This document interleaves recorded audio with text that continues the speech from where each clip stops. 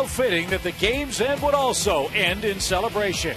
It was a bizarre baseball night, a game that lasted nearly 4 hours, but the Braves stole a victory in the bottom of the 10th inning on Jason Hayward's mad dash home, giving the Braves a 4-3 win. Everyone was tired, everyone was happy, and Jason Hayward was a bit dirty. But did he mind? That'll be all right, that's victory dirt.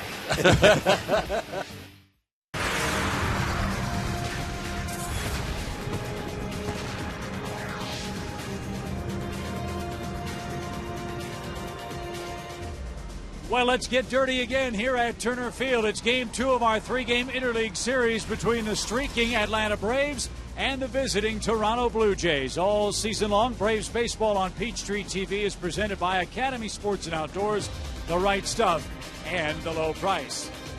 Hi again, friends. Great to be back at the ballpark with Joe Simpson and Braves Hall of Famer Dale Murphy. I'm Chip Carey. A very rough schedule was just completed by the Atlanta Braves. 33 games in 34 days. Now, Murph, the Braves in the midst of a real rough stretch against the National League East and the American League East. And again, it's Toronto in Game 2 today. Well, that's right, Chip. After this series with Toronto, the Braves still have 12 more games in the American League East. But they picked a real good time to put it together. And as we saw last night, they're finding ways to win. This is a good time because it's a tough stretch. You got to go out there feeling good about yourself. You can really sense the momentum. They're finding ways to win. Braves only a game out of first place. The Washington Nationals lead the National League East. And when you're facing the AL East and you have Tommy Hanson on the mound, Joe, you feel awfully good about your chances. You do like your chances. Tommy Hanson's never lost the American League East. He's 5-0 in his career, and he's got good numbers in interleague play as well. On top of that, he's pitching good baseball. You know, he's given up more than 2 runs in only 1 outing in his last 5, so that's a good sign. He's coming off a good start against Washington, too. And he'll be facing Drew Hutchinson, a young right-hander for Toronto, in the middle game of our set here at beautiful Turner Field in Atlanta. Wild game last night. Braves happy to get dirty. We'll try to do it again in Game 2 next.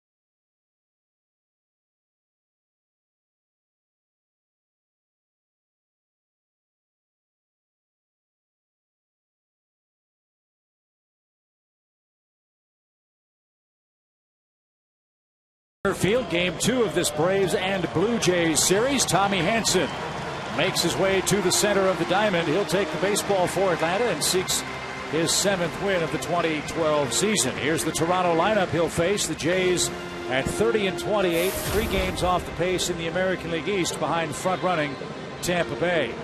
Laurie, Rasmus, and Bautista the top 3. Encarnacion, Kelly Johnson, and Yunel Escobar the middle of the order. The only change in the lineup is Jeff Mathis. He gets the start for J.P. Arencibia, who was the catcher for the Jays in Game 1 yesterday. Tommy Hanson's numbers against the American League East: 5-0 with an awesome 1.16 ERA and a .216 batting average against him. He makes his 13th start of the year. He is 6-4 with a .371 ERA. First ever appearance against the Toronto Blue Jays. So they don't know a whole lot more about him than the Braves know about Drew Hutchison, who's making his first start ever against Atlanta. For Tommy Hanson, his 4 keys to pitching success today: good curveball. He had an excellent curve in Washington after he gave up the 2 home runs against the Washington Nationals to the first 2 batters. He really bounced back and shut him out the rest of the way. Now the 1-2-6, that means since May 7th against Chicago, he's given up 1 or 2 runs in every outing except one against the Cardinals when he took a loss on May 28th. He gave up 6 runs to the Cardinals here at Turner Field. But outstanding work outside of that outing against St. Louis since the early May against the Cubs. And here's Tommy's defense for Game 2 of the series. Costanza, Bourne, and Hayward left to right in the Atlanta outfield. Prado, Simmons, Ugla, and Freddie Freeman gets his first start against the Jays. And Brian McCann works behind the plate. A crazy game last night. That's really the only way to describe Atlanta's extra inning win. 4-3 the final score. The Braves scored on a bases loaded walk. They scored on a balk. They scored on a stolen base and a catcher's throwing error, and handed the Jays their 11th 1-run loss of the season. Tommy Hanson jumps ahead of Laurie, the Toronto third baseman.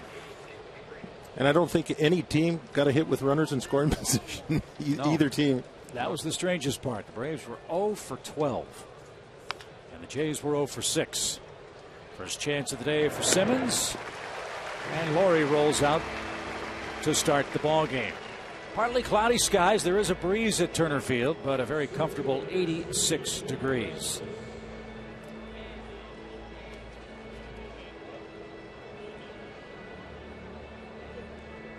Well, it's already a better start than Tommy's last start. Way ahead. Way ahead. I was lucky to be in Washington to see his last start over on the radio side, and that was really impressive to me. To start out like that, that's a great learning experience, a confidence booster for Tommy. You know you can survive a first inning like that and come back and shut down a good hitting team like the Nationals. And there was a good breaking ball to start Rasmus. And that start against the Nationals, Tommy gave up a leadoff home run to Lombardozzi. Then Bryce Harper followed. But he hung in and pitched terrific baseball, allowing just 4 more hits the rest of the game, covering 7 innings, and most importantly, Joe, no walks. Take a look at Rasmus. Dale, we were talking last night about Bautista being right up on that inside line. So is Rasmus. I mean, his toes are right on the line. And the only guys I can remember or think of that do that same thing are Jimmy Rollins and Shane Victorino for the Phillies. Now, they don't put both feet up there, I don't think. They just maybe have their back foot up there. Look how close he is. Both feet, though, Rasmus. And way up in the box, as we pointed out last night. Did he go? He did not. 2 balls, 2 strikes. And part of the reason for that is, I mean, that's his own strategy, because he's a guy, even though he hit some balls in the air to the opposite field yesterday, he's a guy that likes to hook the ball. He wants to pull it, so the closer he is to the plate, more often he's going to get a pitch that looks or feels like something he can turn on. Like that. But he pulled it foul past first, and Rasmus still a 2-2 count. Well, and you look at his setup, too, as well. His hands are halfway over the plate.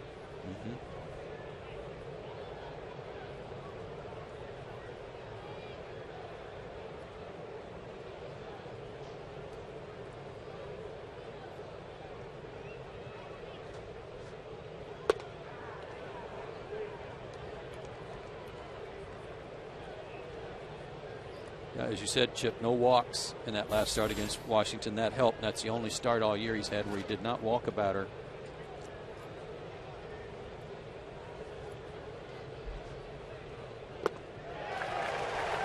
And that string continues for Hansen. He strikes Rasmus out.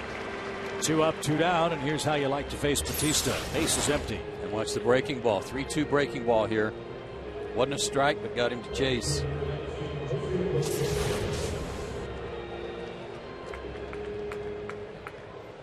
"16 homers, 41 RBIs for the Toronto right fielder. Sports a 7-game hitting streak.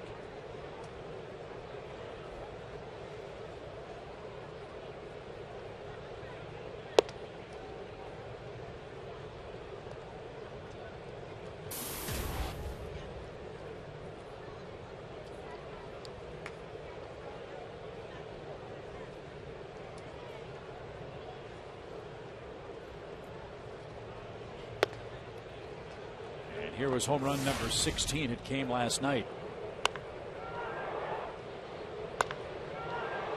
And no doubter. He had just missed a home run the pitch before when he hooked one foul.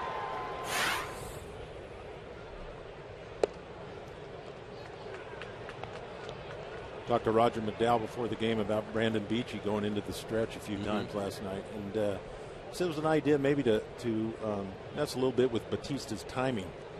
He has kind of a little rock back, and they thought maybe out of the stretch it might mess that up a little bit.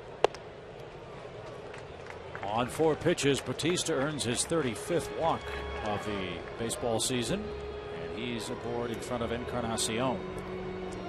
And Roger was quick to add that the 1 ball 3-1 down the middle that he hit about 400 feet. He didn't mess up his timing on that one. It was okay. But it was just something kind of a different look, kind of a different idea. Batista really does have a pronounced timing rock back, almost a Sadahara O up on that leg like the great Japanese hitter. 5 straight out of the zone for Hansen as Encarnacion stands in with his 17 homers and his 43 runs batted in.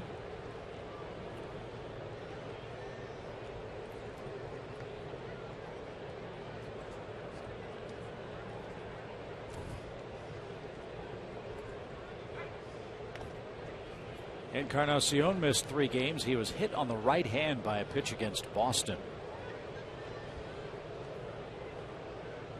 And last night's game, his first game back, he went 2 for 4.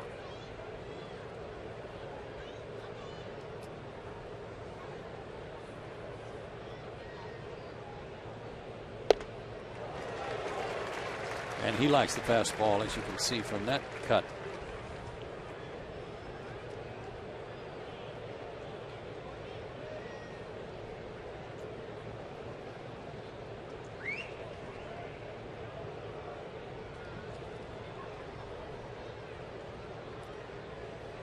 John Farrell and his staff certainly upset by the balk call last night that led to one of the Braves' runs. But it seems, depending on who you talk to today, everybody's got a different opinion about what the balk was, and no clear definition from anybody. Farrell said it wasn't a balk.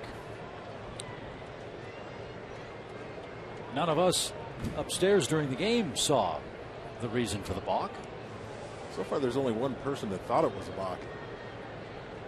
And his is the only opinion that counts, it's right? the only one that counts. Breaking balls popped up. And Simmons at shortstop will put the squeeze on that. Good start for Tommy Hansen. Braves bats go to work in the bottom half of our first inning in Atlanta.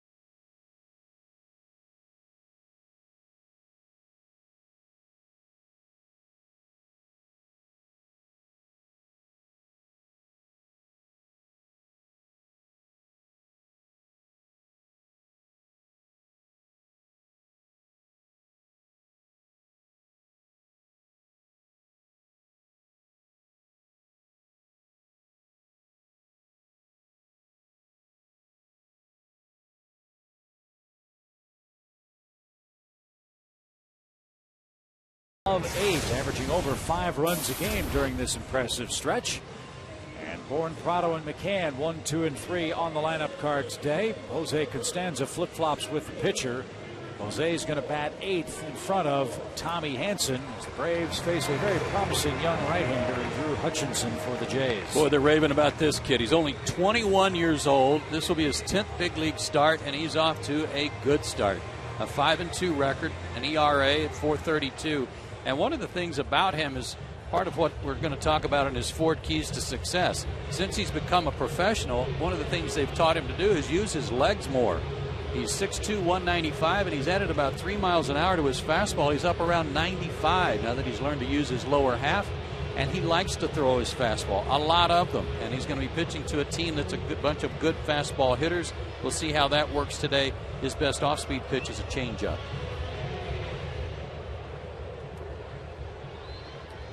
So hot-hitting Michael Bourne will be the first man Hutchinson faces in today's play. Michael's hit in 8 straight.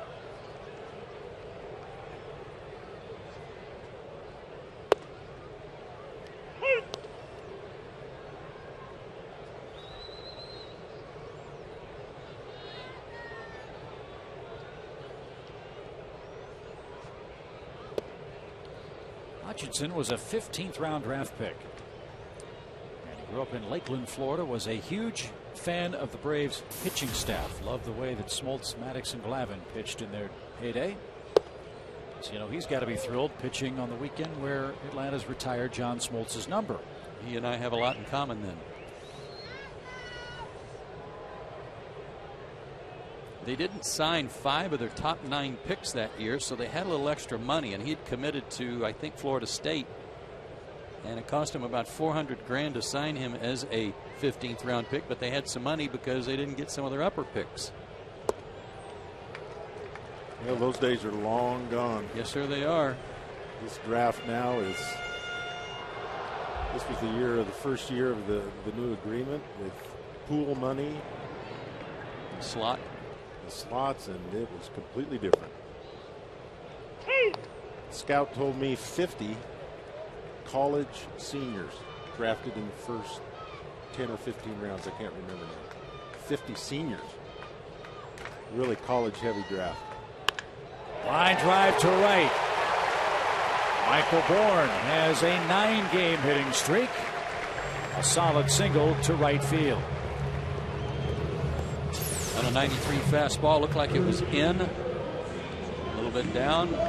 Didn't hit a fastball, and he doesn't miss that one inside. No, he doesn't.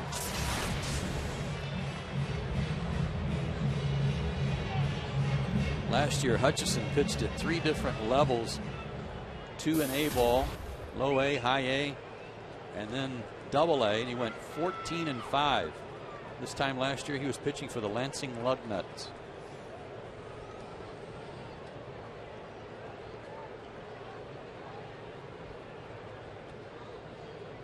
Bourne's running.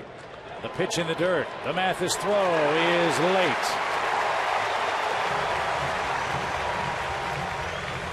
Michael didn't waste any time moving with the pitch. And that's what you like to see. You like to see him go early in the count with the way Martin is swinging the bat.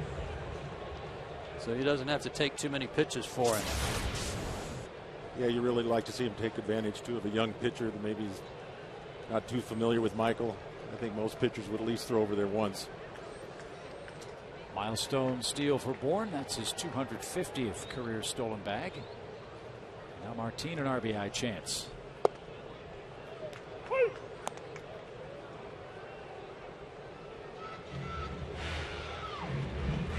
Hutchinson does have a slider, but it was described to me as a short slider. A little more than a cutter. Not like a typical slider you would see from a pitcher, so a little somewhere in between.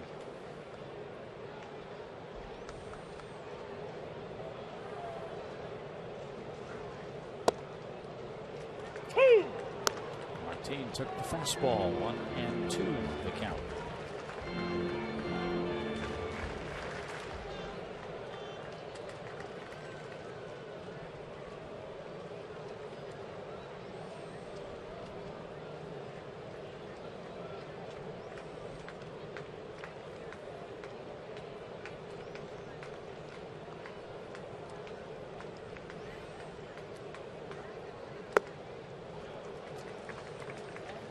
Martin lately, when he's been behind in the count, he's got it even, but he's done a good job of almost slicing at breaking balls when pitchers get ahead of him and right-handers and try to put him away.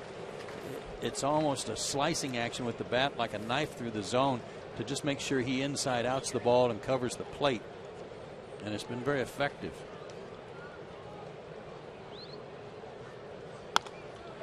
There's an example. He does a nice job to get Bourne to third. That's a good call, Joe. He just slapped at that ball and tried to put it in play. He's so good. You know, he's every day. He learns a little more every day and has a lot of confidence in what he's doing. That right there is a thing of beauty. It's just, you know, I didn't make a lot of at-bat adjustments. I think you talk about Chipper a lot, being able to do that. And my swing was always kind of long, kind of just, it was hard to make that adjustment. But talking about Martin being able to make that adjustment, you know, just being able to hit it that side of the field at will is just not that easy. But he is working at it and working at it. Nice at bat by Martin right there. And here's that odd infield in shift that Toronto broke out on McCann last night. 3 defenders right side of the diamond, all of them playing in with Bourne at third and 1 out.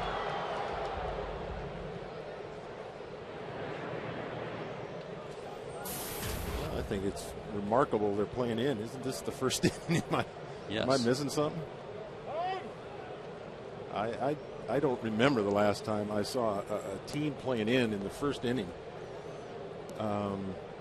We can talk about the shift and playing in, which I think is crazy. You only got one guy on the other side of the field, and he's playing in on the left side. But playing in the first inning, never seen it. Some of that might have to do with how well the Braves have been pitching. Rotation has allowed 8 earned runs in its last 6 starts. That's awesome. Something else about this shift is with Bourne at third, he can get a huge walking lead. Good point. If Brian hits the ball on the ground with him in, they can't throw him out. That's a real good point. Brian chased the ball up and away and is behind now, a ball and 2 strikes. To see that again, but it looked like he might have been trying to go the other way. It did. It kind of took a little funny swing. He did. Much improved in this situation.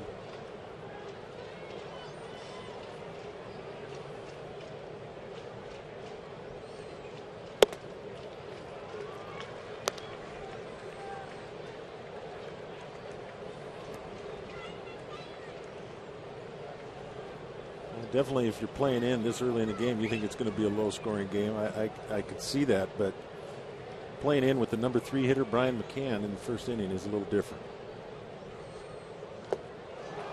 McCann swings and misses, and Hutchinson picks up a big second out. Now the infield can back up. See if they shift for Dan Uggla. That was the changeup, and a good one.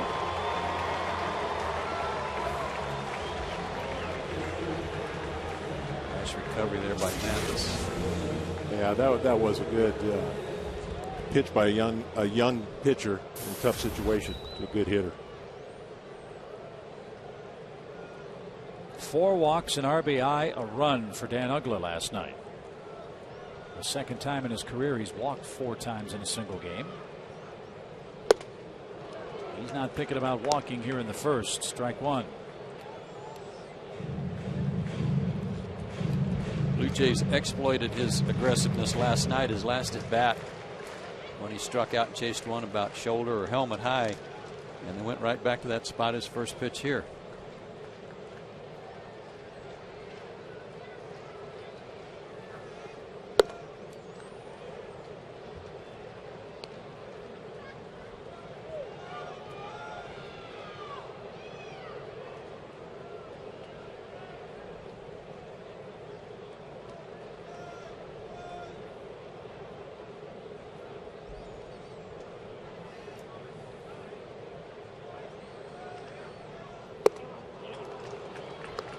That one under the letters and missed. 1 ball, 2 strikes.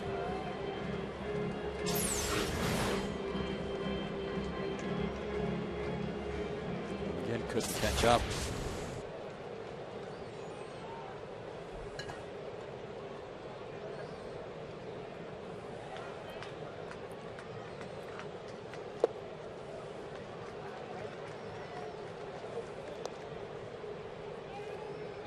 It's no secret, Dale, that hitters, when they're facing a pitcher for the first time in live competition, it takes you a few pitches to get used to the ball coming out of his hand, let alone the velocity or tilt of their breaking balls. So an adjustment period to be sure.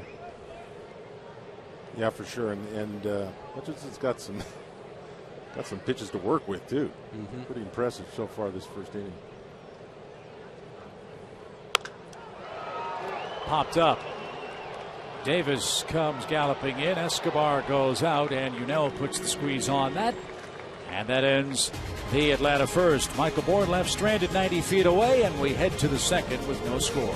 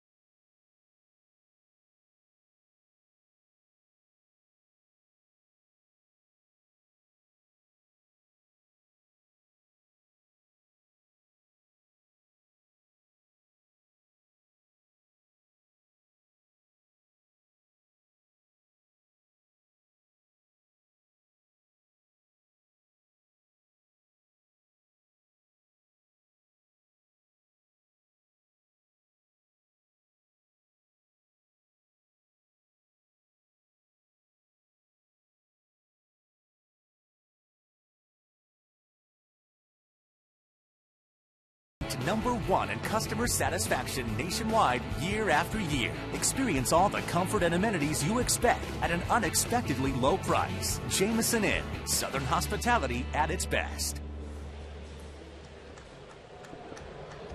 Kelly Johnson leads off the second inning for Toronto.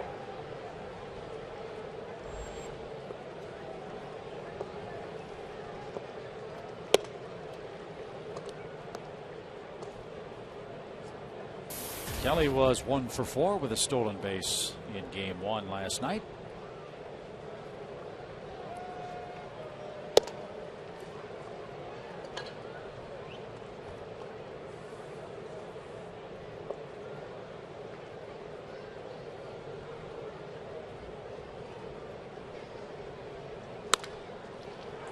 And a leadoff single starts the second inning.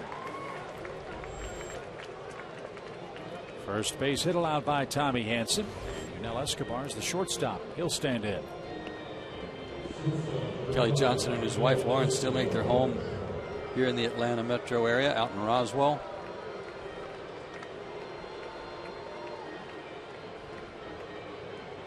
He's one of only 2 guys in the lineup today that's faced Tommy Hanson before. Colby Rasmus now 0 for 4. Kelly's 2 for 7.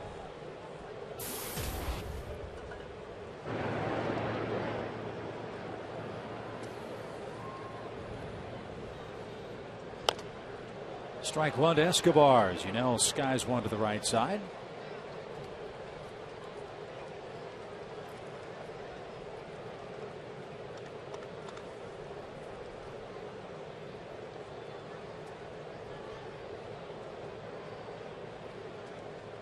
Escobar batting .253 for the season.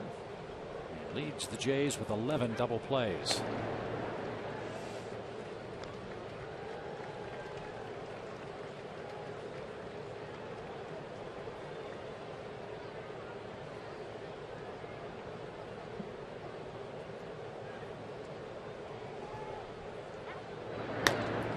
Keep an eye on Freddie Freeman over at first base. Remember that left finger, very, very sore. Well, Tommy Hansen put a little extra on that pickoff throw, and you could see Freddie Freeman favorite on that one. Johnson's running, and Escobar drives one to right. Johnson can't find the ball. Hayward the catch. Throw back to first. Close, but not in time.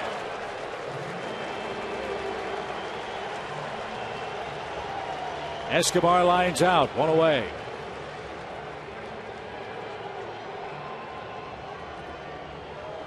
Good crossover step for Johnson, and then looking for the ball. Couldn't find it. Had to retrace his steps. And a nice throw by Jason Hayward. But watch this. This is good play by the Braves defensively. Tommy Hansen, Brian McCann anticipating a play, and both are over there backing the play up in case there was an overthrow or in case it got by Freddie Freeman.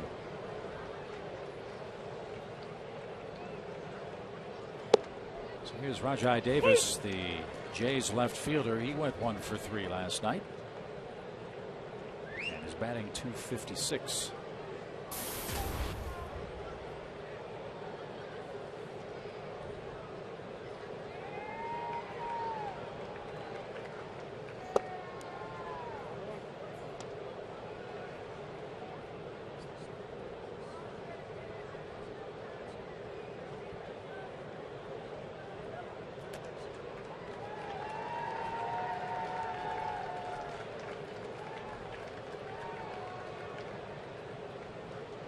Again, the runner goes. Pitch out. Throw to second. And Kelly. That was an easy out. 2 down, bases empty. That reminds me, Merv, of that old footage of Willie Stargell. Yes, calling timeout. He popped up early and he knew he was going to be out. He's trying to call time. Kelly wasn't old enough to see that clip, so he didn't think of calling timeout. That's a classic one. Now Davis, a fly ball to right. Toronto got a leadoff single, and Hansen pitched out of any difficulty with a little help from his defense. Good work for Atlanta in the second. Jason Hayward will get things started.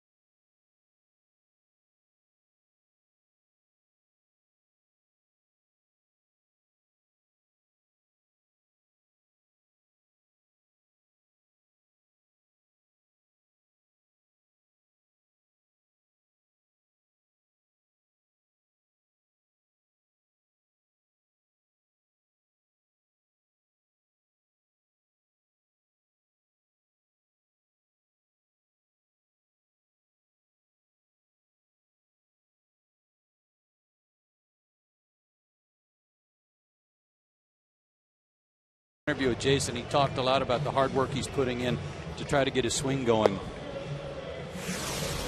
I'm working hard at it, having a lot of fun.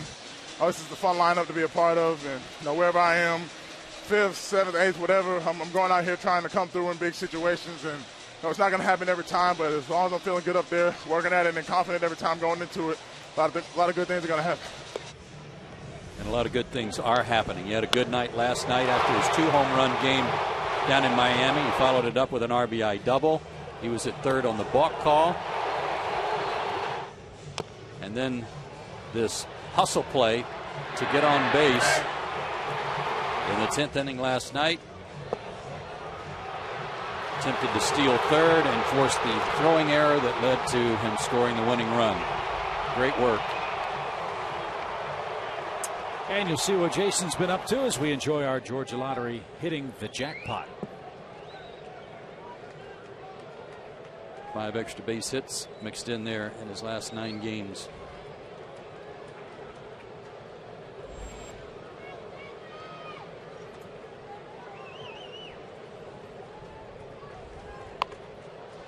And not a bad idea with Laurie playing so far off the line, but bunted foul for a strike. Yeah, that was a really good idea. Start the inning off like that. Lowry's so far off the line and so far back. All Jason had to do was get it down and could have walked in first. That was a great idea. Had him fooled him completely. That's why he was a little upset with himself for not getting it down. Well, it was fun to watch last night. Jason Hayward win a game with his legs. You know, it's one of the reasons why you hear about those 5-tool players. He may not be hitting the ball 400 feet every night, but great hustle, won it with his legs. You hear people talk a lot about the speed of the game in the major leagues, how the game's so much faster up here. It takes an adjustment period for some players, and that goes to what happened last night. Swing and a miss, strikes out Hayward. 2 punch outs for Hutchinson in the game. Another good off-speed pitch there. But on Aaron Sebia trying to make that throw, if you can't get the ball out of your glove at this level on the first grab, you might as well hang on to it. There's no way you're going to throw anybody out on the second grab. And he rushed himself and threw it away. Let's see how Freeman holds the bat.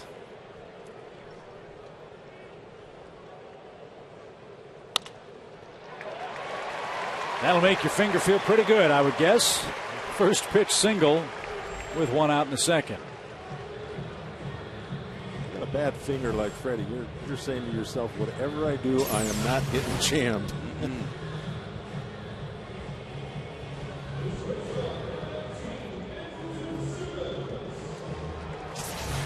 No trouble there. Hopefully more good things to come today for his swing.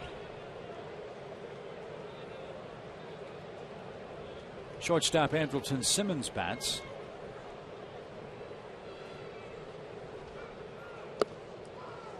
And looks at a ball in the dirt. 1 ball, no strikes. Sad part was that it looked like Freddie was just beginning to get his stroke back after all the eye issues when that injury occurred down in Miami. No wrap on it, though. You guys see any tape? I don't. Nope. Freddie's tough. Simmons, it's a fly ball to left center. Colby Rasmus is under it. Luckily, I'd like to see Freddie borrow Rajai Davis's oven mitt. Yeah. Oh, while he runs the bases. Good idea. But talking with Freddie before the game, the finger is still very sore, and he can't really bend it all that much. It's still got some swelling working. You might see it when he takes his runner's stance. That left index finger.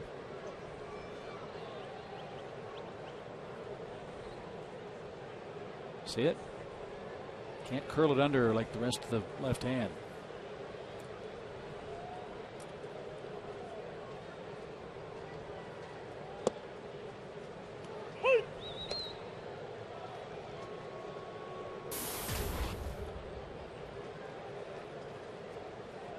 Costanza hitting 8th today for the Braves. Freddie Gonzalez went away with hitting the pitcher 8th today. I have to think that part of that's because Costanza's 0 for his last 16. You know, even if they were getting to a point where Jose got some leadoff at bats, the fact that he's not getting on base is not accomplishing what they want by switching the pitcher and the 9-hole and the 8-hole hitter.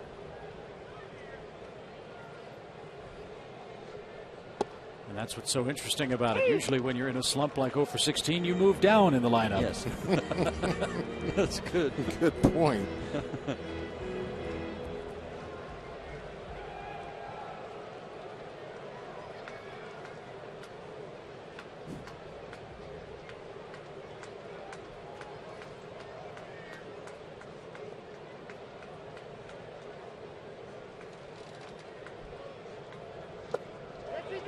go? Yes, he did. Costanza couldn't stop himself, and Hutchinson has struck out 3 Braves in his first 2 innings of scoreless work at Turner Field.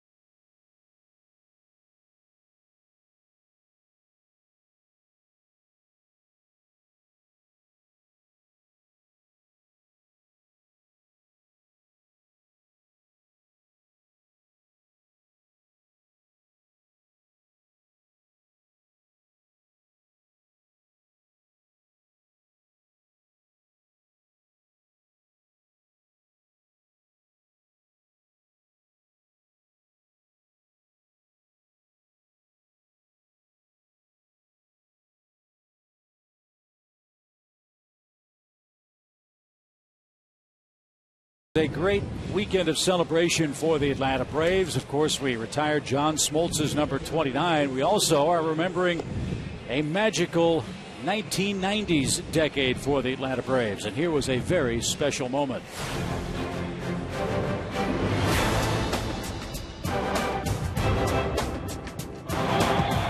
Swung line drive down the left field line, curving foul into the seat. A lot of room in right center. If he hits one there, we can dance in the street.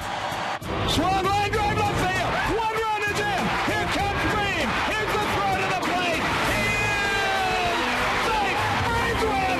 Braves win. Braves win. Braves win. Braves win.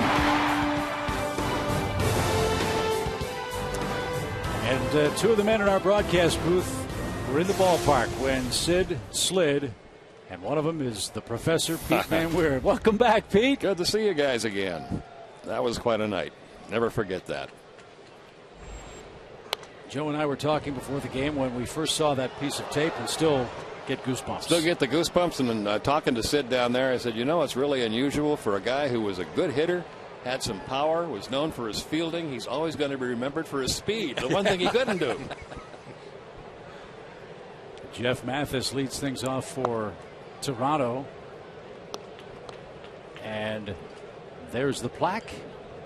And you know who really appreciated getting that plaque was Randy Marsh. Randy was the home plate umpire. He said, you know, he said umpires are not very often included in things like this. He's now the director of umpiring for the major leagues. Well, he's an important part of it. I mean, he's so important. He's on the bobblehead. Yeah. Well, he's thrilled. He's thrilled about being honored like that. Isn't it great to see everybody come back? It is. Greg McMichael's done a great job with the alumni, getting a hold of so many guys. And it was a little bit slow at first, but as he says, the more they come, the more they call their other buddies from the team and say, you got to come next year. And it gets bigger and bigger every year. It's been great. Look forward to it every year. And Greg, you're right. And every year there are a few more that come back every year that weren't there the year before that you get a chance to say hello to, which is fun.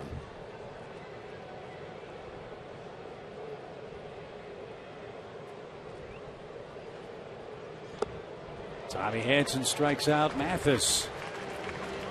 That's his second strikeout of the game. We had a softball game before the baseball game, an alumni game facing the 92 Braves team. The alumni won by a final of 9-6. Chris Hammond hit 2 home runs in the game. We never used to let him hit. He was a relief pitcher. Yeah. I guess who didn't hit any home runs today? Who's that? John Smoltz. There you go. 0 for 3. Oh, he was trying so hard. Well, I was captain of the winning team, so I'm taking a lot of credit for that. You had stall tactics on your mind there in that last inning. Well, yeah, we were leading, and I knew it was a 45-minute game, and I thought to myself, what would John Smoltz do? And I know, you know what he would do? He would start stalling right there. And it kind of worked. They started making a comeback on us, but it was a lot of fun. Pete, what do you think of this kid Hutchinson who's pitching for Toronto today? A good breaking ball, doesn't he? Not bad for 21. Every time I see that play, though, with Cabrera and Sid and the excitement of all that, and Skip's call, and we were going crazy over in the old radio booth at Atlanta Fulton County Stadium. We were all over there together.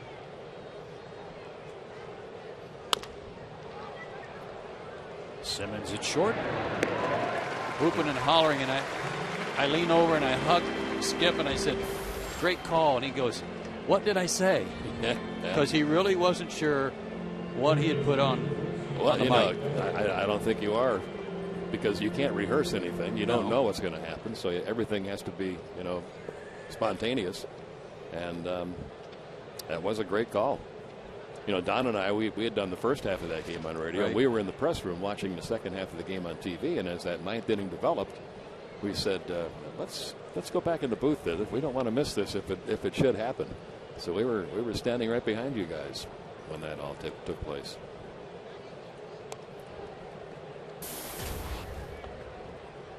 Brett Laurie's the Toronto third baseman. He grounded out to short his first time up.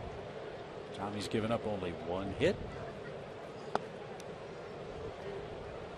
This whole weekend, sorry, Chip. This whole weekend, the way they tie it all together with the Hall of Fame induction too is just such a wonderful thing, which gives even a little more incentive for the players to come back and be part of that banquet. Big turnout yesterday for that. By the way, great intro to Jeff Foxworthy yesterday. That was really good. Thanks. Laurie grounds out to short. Tommy Hanson with a 3-up, 3-down top half of the third. He'll go to bat first when we come back to a scoreless game at Turner Field.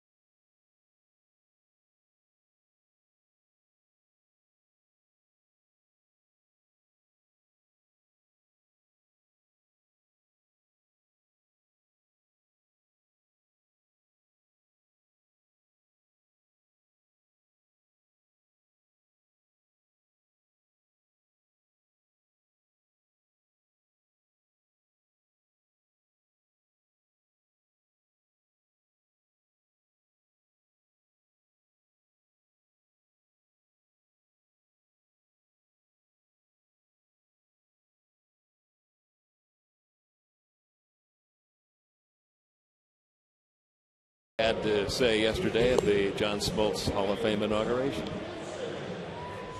And I want to thank him for being here today and stopping his book tour. For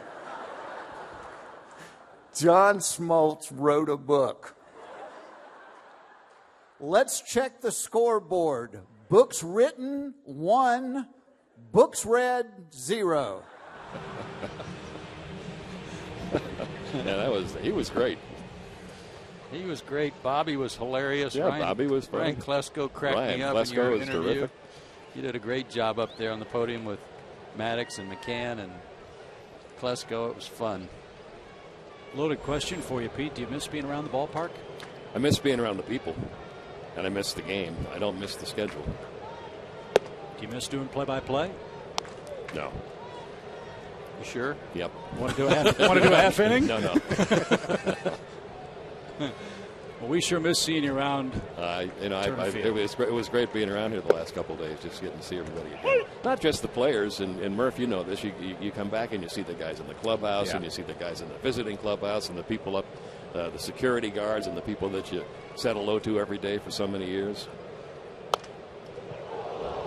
Wow. Who got? Did that get a bat, boy, or did it hit the screen? I think it hit the screen. Hope it hit the screen. Almost hit Freddie. Yikes. 1 ball, 2 strikes. Those bat boys and ball boys need some protection too over there.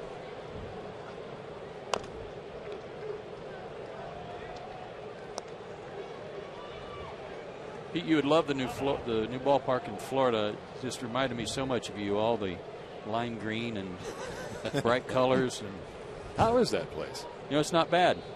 It's not bad if they take out that horrible looking thing in center that they celebrate homes with. That's on television. That looks a little gaudy, but the rest of it, you don't know, of course, unless you got a chance to be in there. There's a little gaudiness, but you kind of adjust to it. But I thought it was a good ballpark. Yeah. There's a roof. There's air conditioning. Yeah, so you know you're going to play.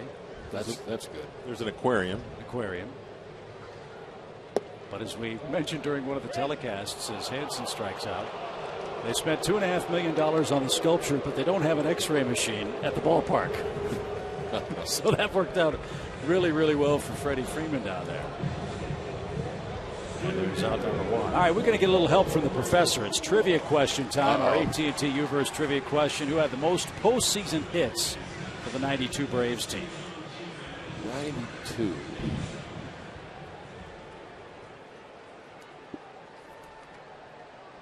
There's some possibilities there. Oh, yeah.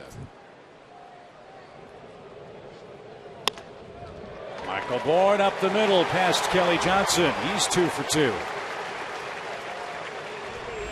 He acts like he wants to win a batting title this year. The way he's been going. 2 more hits for Michael. Gives him 79 for the year, and his 23rd multi-hit game already this season. The old adage of speed never goes into a slump. That's one thing that'll help him if he can just keep his swing going. He's dropping a bunt down or something to keep it. And how about the home runs he's hit? Career high already. Yeah. 6 home runs in his last 25 games. For Michael Bourne, who already has a stolen base today. And Hutchinson paying a little closer attention second time around. That historic inning where the Braves rallied to beat the Pirates, the one swing that I had forgotten all about was the one that Gant almost hit out of the ballpark for a grand slam. I had forgotten that one too. I had forgotten that he even hit in that inning. Backed Bonds right up to the fence. So that's a nominee for most hits in the 92 postseason.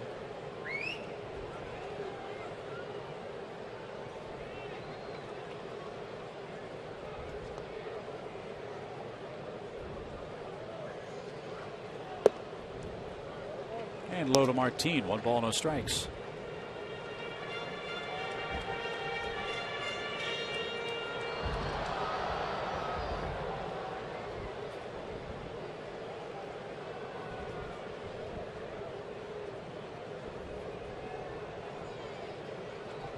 Braves already have 3 hits in the game. Drive to center will chase Rasmus back, but he had Prado played perfectly. And back to first is Bourne with 2 outs. Pete, quick thoughts on John Smoltz. Encapsulate his career if you can. Well, as John Sherrill said yesterday at the luncheon, when you came down to a big game, that's the guy you wanted to have on the mound because he pitched so many of them for Atlanta. Game 7 in the playoffs in '91, the clinching game in the division that year. Could have been the World Series winning game in '91. He pitched well enough to win, certainly, against Jack Morris. We just didn't score any runs for him. Huge postseason record. What, he had 15-7, something like that for postseason. Yeah. 15-4. And I don't think anybody had a better year than John had in '96. I mean, I can't think of how you could. He won 24 games. He had 4 wins in the postseason. He won the All-Star game. That's 29 wins right there. And he lost 1-0 to Andy Pettit in the World Series. That would have been 30 if the Braves had gotten a couple of runs. Doesn't get much better than that, but he was the big game guy, no question about it. He loved that being in that spotlight, and most of the time he delivered. And he was a lot of fun to be around all those years. We had a clip from Terry Pendleton. We were down in Miami. We were leading up to the induction, and they wanted his initial thoughts about John Smoltz. The first thing he said was clown. And then he went into the better pitching descriptions, but everybody appreciated John's sense of humor. Had to be the best BP shagger in the league. He just got after it. He had so much energy every day.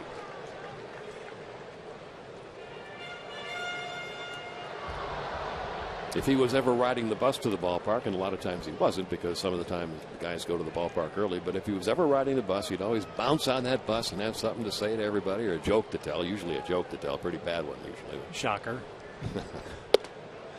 McCann takes a walk, 2 on, 2 out. Here's some of John's amazing achievements as he enters the Braves Hall of Fame. 200 or more wins, 150 or more saves. Simply remarkable. Mentioned his 96th season. 8-time All-Star. Those 4 things right there. I mean, you don't even have to look at the 15-4 postseason record and break it down. You just look at those 4 things, and that's Cooperstown. Yeah, just the combination of the wins as a starter and the saves as a reliever. That's, you talk to any pitcher, and they will tell you how hard that is to do to be successful at both. Dale talked about the mental approach to that, the changing of that yesterday. Completely different things. Dan Uggla bats with 2 on, 2 out. He popped out his first time up and takes a called strike. Brian McCann just walked, and yesterday when you were asking those questions about John, Brian is so reverent about it. All of us, we're making fun of John about ironing his shirt while he's wearing it or something, silly. Brian just reveres him so much. You'd think that he comes over to John's house every Wednesday and washes his car.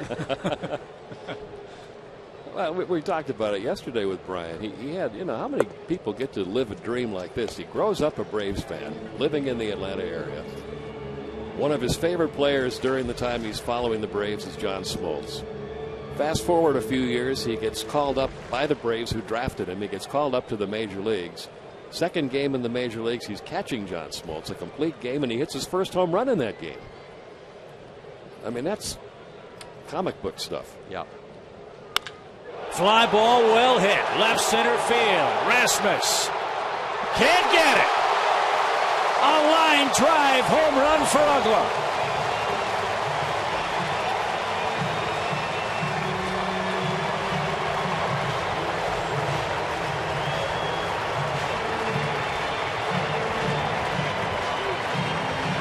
Dale, Dan doesn't swing a big bat.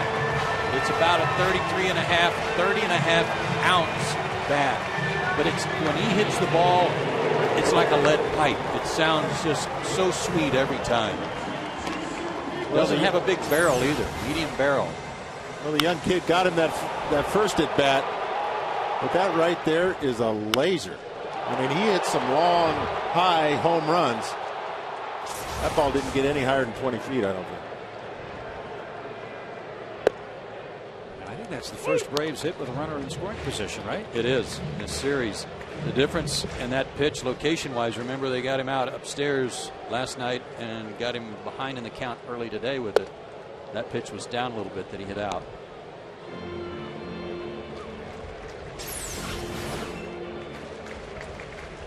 That one was just above the knees.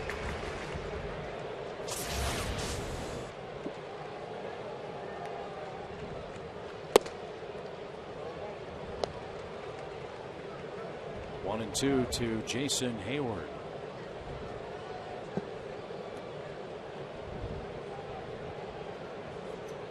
Braves have scored some runs for Tommy Hanson early. That hasn't happened often this year. Hanson's set down 5 consecutive men. Came on a Dan Uggla 3-run blast. Dan thought he got this. He was kind of watching it as he came out of the box, then all of a sudden took off running because It was hit so low, Dale. Yeah, looked like he wasn't sure if it was going to go out or not. And Jason Hayward is down on strikes, the 5th. Pete, it's great to see you. Great to see you guys. Thanks, Pete. Keep up the good work. Thanks, pal. The Professor, Pete Van Wieren. Great to hear his dulcet tones here at Turner Field. And hey, he helped the Braves take a 3-0 lead heading to the 4th.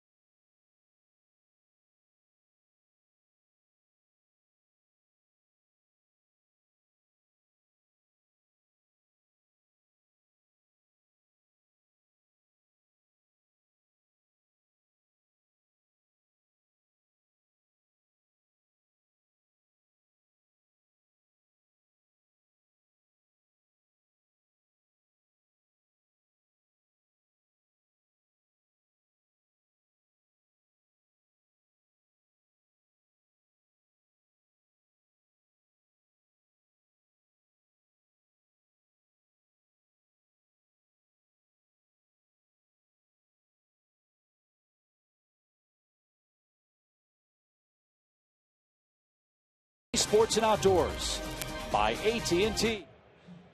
Delta.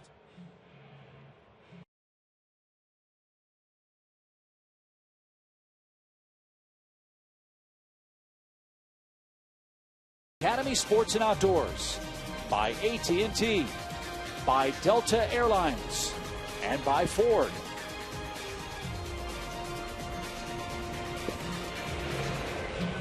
Three 0 Atlanta as we head to the Toronto 4th inning. Big crowd again at Turner Field. And one of them is our McDonald's fan of the game.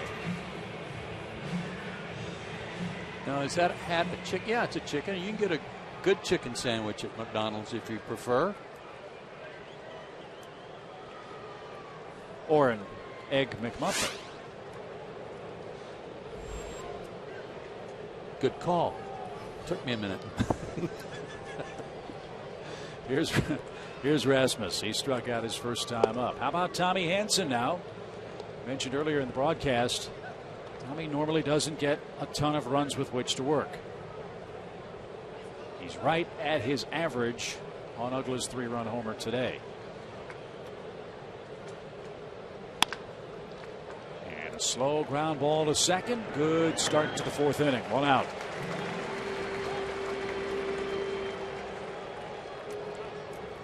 Braves have kind of had the Blue Jays number in recent years. Remember, they had a series last year in interleague play, and the Braves have won the last 7 straight. That is our SunTrust solid performance, out homering them 9-2 coming into today's game, and tremendous difference in ERA.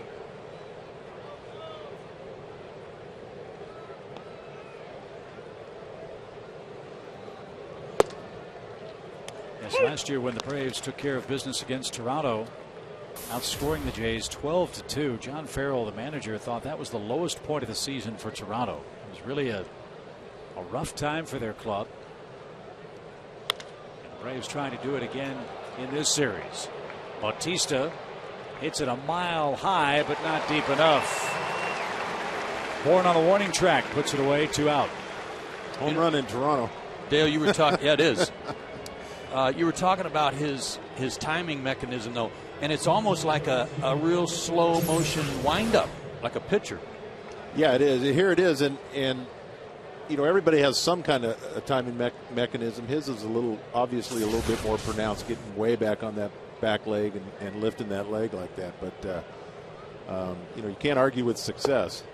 But we do have to mention. I mean, I played at Atlanta, Fulton County State, great place to hit, launching pad, etc. That ballpark in Toronto, I don't want to take too much away from him, but it's a good place to hit some home runs. Yes, it is. Smoked, caught by Prado. Long throw. What a play.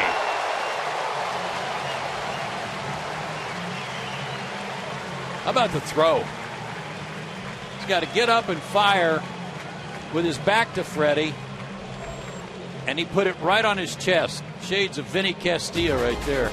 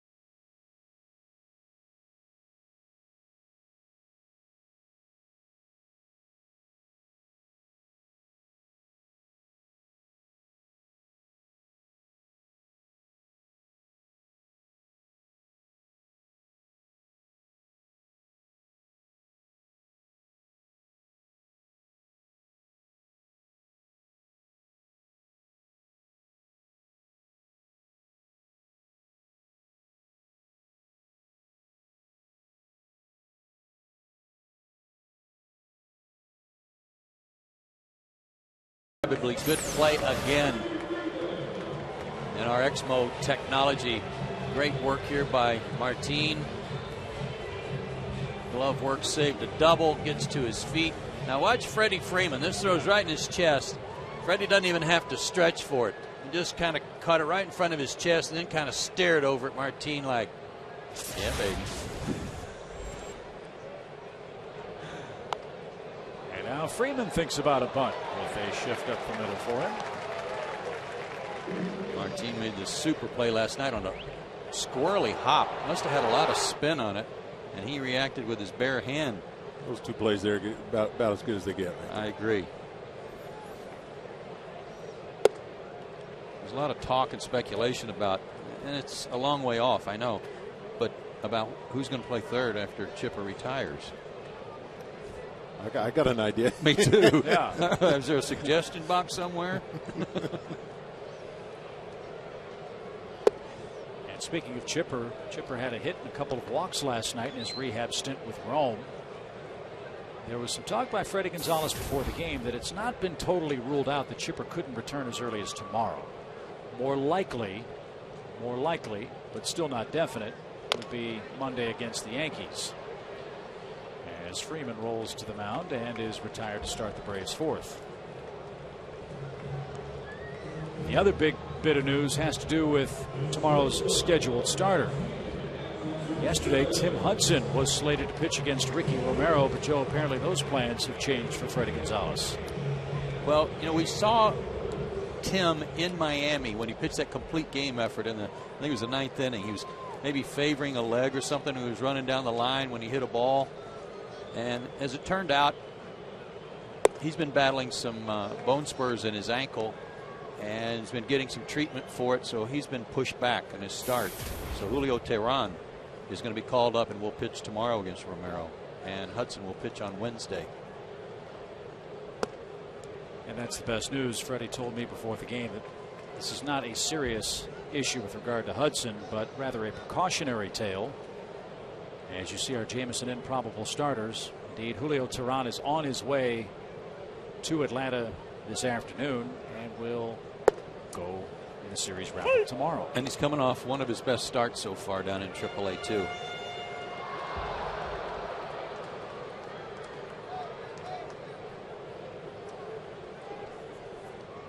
The Gwinnett team is in Pawtucket this weekend.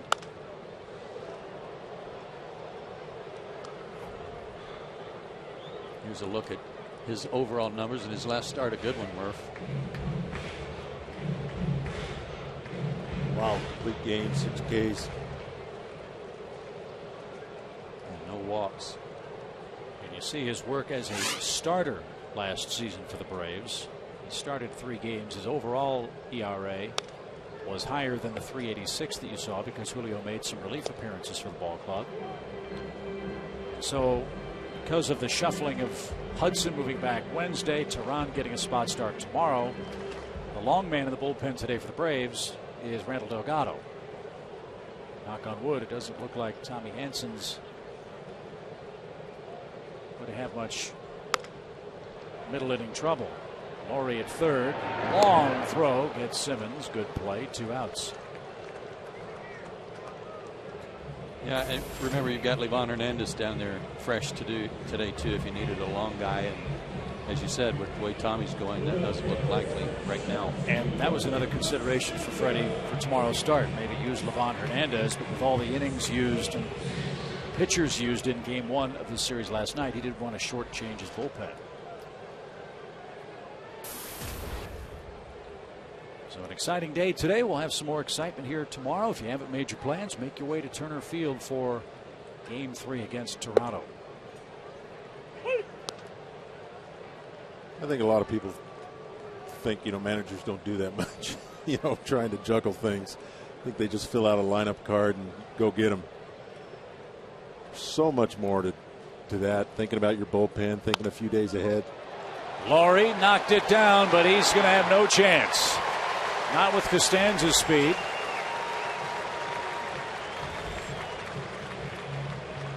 And that snaps his hitless drought. At 0 for 17. Lowry did save perhaps a double, though, by knocking it down. Brett Lowry was a highly touted prospect in the Milwaukee system.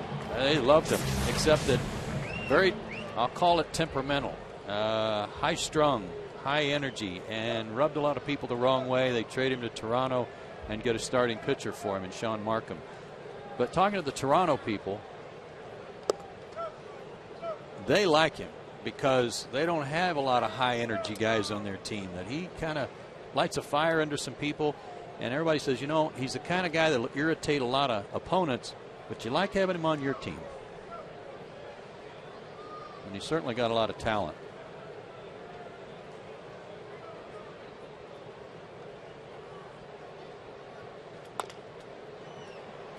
Laurie charges, and from the cut of the infield grass makes the play to retire Hansen and the Braves in inning number 4. Tommy's retired 8 straight on the mound. He goes back to work, leading 3-0.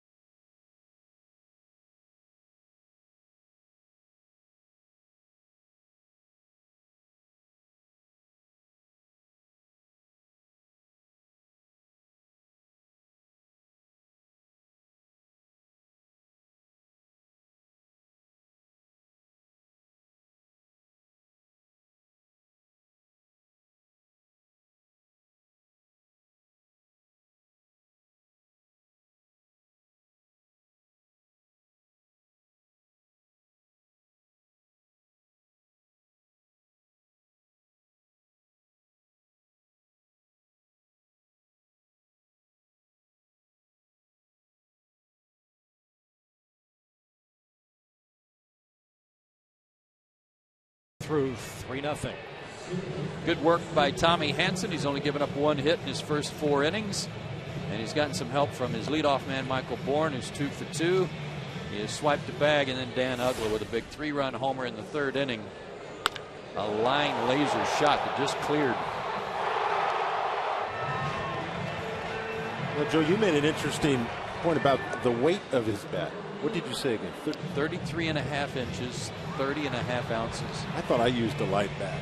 I used 32, and that was about the lightest bat on the team. 30 and I think 32 is kind of a standard weight. Some 33 sometimes for guys who can handle that kind of weight, but 30.5. I never knew anybody swung one that light. And 33.5. 33.5. So it's I used a 34.5, 32. So he dropped down in ounces, but he made it a little shorter, and he's got a smaller barrel. Yeah. So I think that's a great idea. He's got a light bat with great wood. Yeah, it's very dense. Dense would be the right word. Yeah. But no matter what kind of wood he's using, whether it's ash or maple or whatever, the fact that it's a small barrel and compact like that, it's going to be solid. Well, Kelly Johnson sprays one into the seats foul. Pardon me, 0-2. I'm sorry, Chip. I'm a big proponent of small barrels. I think players have gone to big barrels, it seems like almost universally. But I've always felt that a smaller barrel always meant you had better wood.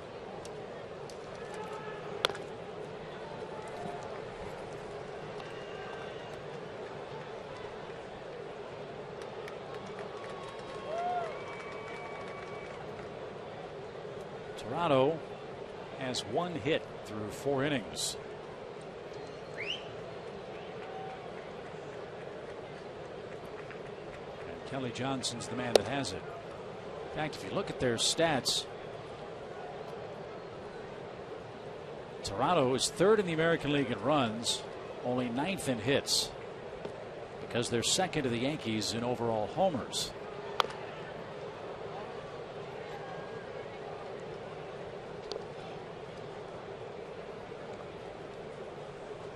Last night they had 3 runs on only 5 hits. And Yunel Escobar waits on deck. Here's his body of work in interleague games. Our Delta Airlines on deck hitter.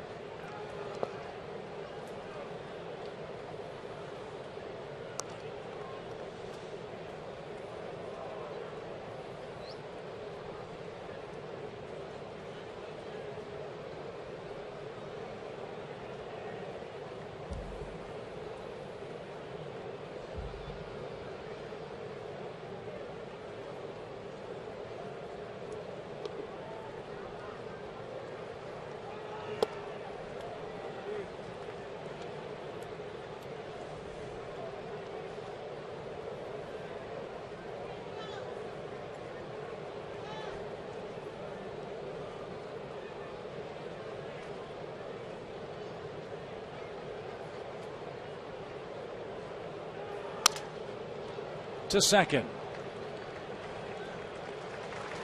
9 straight retired by Tommy Hanson. Those of you who stayed up late and watched our nearly 4-hour game probably went home, flipped on the highlight channels, and saw a rarity, a combined no-hitter in Seattle last evening. The Mariners no-hit the Dodgers and used 6 pitchers to do it. Kevin Millwood started that game, didn't he? He did. Yes, he did. Before having to come out with an injury. Braves pulled off one of those combined no-hitters in '91, I think it was. September 11th of that year. That was the first ever in the National League, believe it or not. Merker, Wohlers, and Pena finished it off. Saw Mark here today taking part in the softball game. Got to see him in the clubhouse for a minute. He looks great.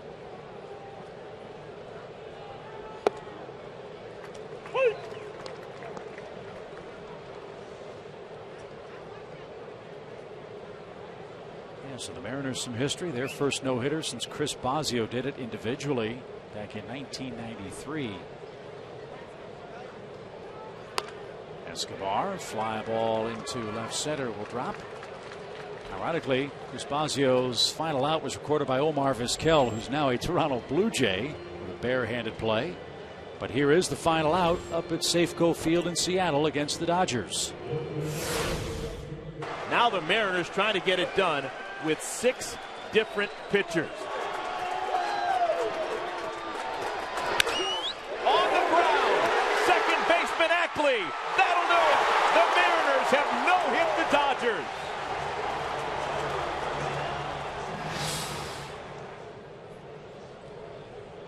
Pretty fired up. Yeah, the last exciting night. It's funny on a no-hitter. Usually you see the pitcher going crazy. But he kind of closed it out. Well, it's not like they had an 8-0 lead. They won the game 1-0. Yeah, but the catcher was. Yeah. He said, I was part of this no-hitter from 9 innings. Right. So I'm the one that's jumping around. But that was a fun night in Seattle. The Mets just had their very first one in 50-plus years of existence. I think the Mariners, that's their third one overall. Randy Johnson had one too. And it's the second no-hit game in Seattle this year. Remember Phil Humber, his perfect game for the White Sox. And if you were to pick a park where you'd have a great chance to see a no-hit game, Safeco Field in Seattle is probably one of them.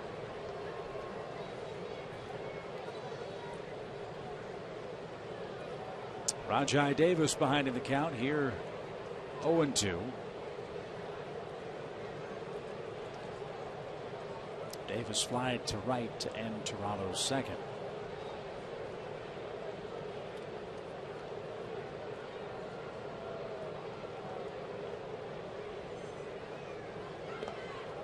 That one skips away from Brian McCann, and Escobar will move up on a wild pitch.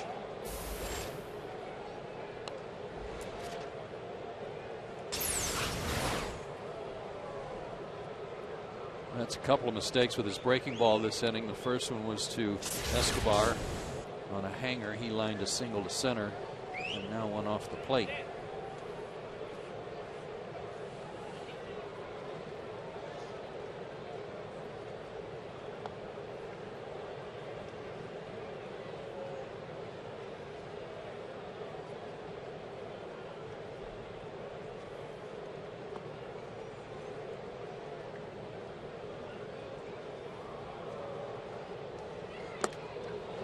There's a good breaking ball. Davis lost the bat and lost the at-bat. He's 0 for 2 as Tommy strikes out his third man. He's acting like he's hurt, Davis. He walked around the plate for a long time after the pitch in which McCann went out and talked to Tommy. Yeah, you're right. After that swing, he looked a little funny. Yeah. You know, I read in the Toronto newspapers, and I can't remember if it was a hamstring or a quad. It was some minor issue with Rajai Davis. They weren't sure if he was going to play in the series opener last night. He was very gingerly making his way to the dugout.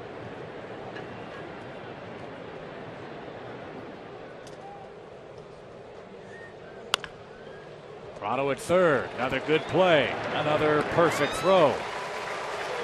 Well, the Braves defense has been outstanding during this run of 8 games. It's been good again today. Tommy Hansen's twirling a shutout.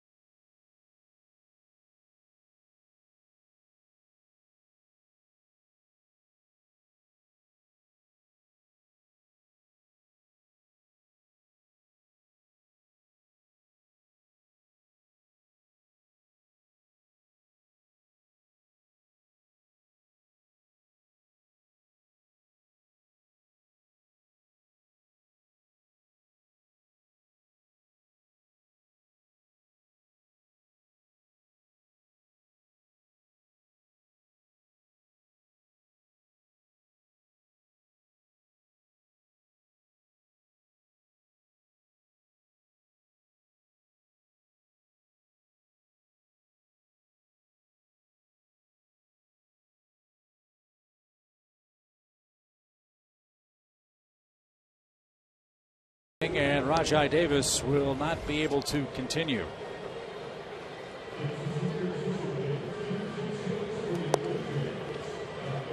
And he'll be replaced in the outfield by Mike McCoy.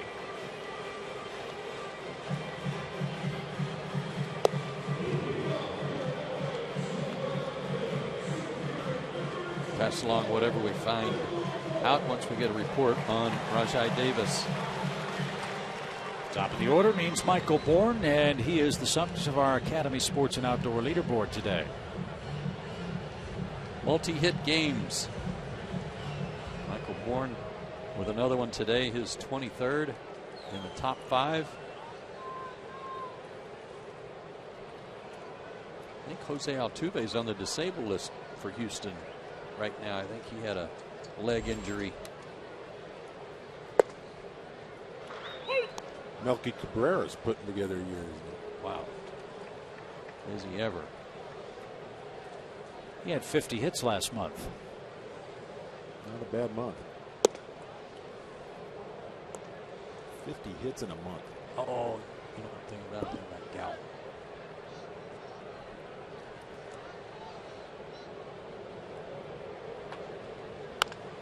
A cue shot foul past third. Michael Bourne now a 1-ball, 2-strike count. I was wrong about Altuve. He's active. It's Freddie Galvis of Philadelphia who's hurt.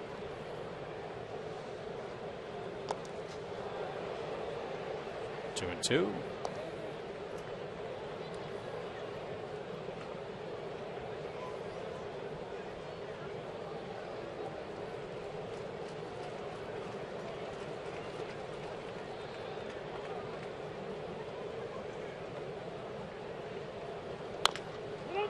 To the right side.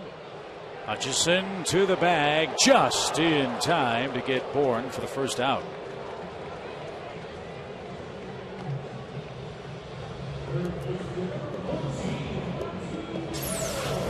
This is more of what makes Michael Bourne fun to watch. Yeah, you're right. You're right, Joe. You were talking about the speed of the game earlier. I'll bet you this young kid Hutchison's just going over there figuring this is a routine ball. I've done this a million times. I go cover first, and all of a sudden Michael Bourne's there at the same time.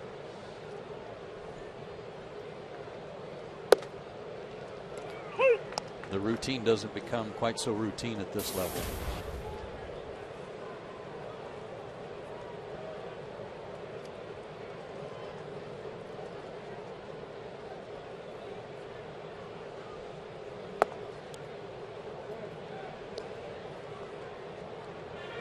One ball, one strike.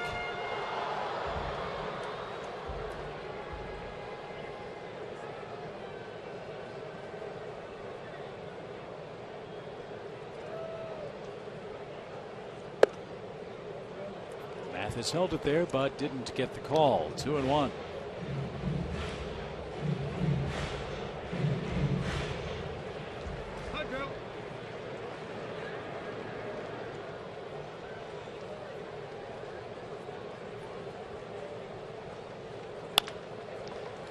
Johnson at second.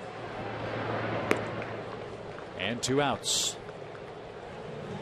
Fans BOB will perform a free post-game show Saturday, June 16th. That's presented by Coca-Cola and Delta. The Orioles will be here. We'll have a free concert after the ball game. Visit Braves.com/concerts for tickets today. Baltimore, another tough club in the AL East. They've been in first place for most of the first 2 months of the season. They've fallen on some hard times of late. The Orioles have dropped 7 of their last 10 games, and losing Nick Markakis was a real bad break for them. He's got hamate surgery and would be lost for several weeks.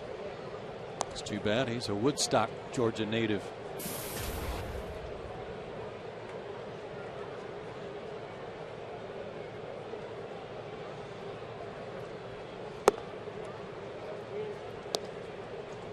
Now they've gone to the shift with the extra outfielder. That's as deep as I've seen anyone play.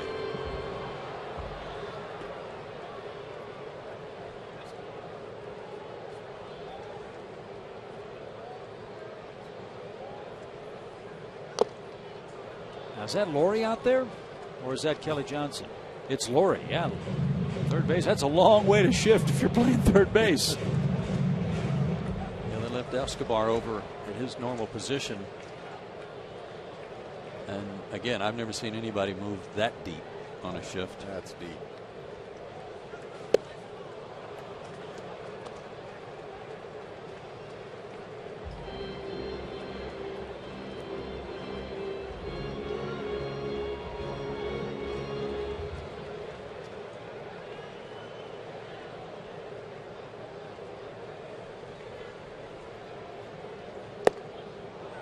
And McCann is down on strikes for the second time in the game. 3 up, 3 down. Hutchinson will start things off for the Blue Jays.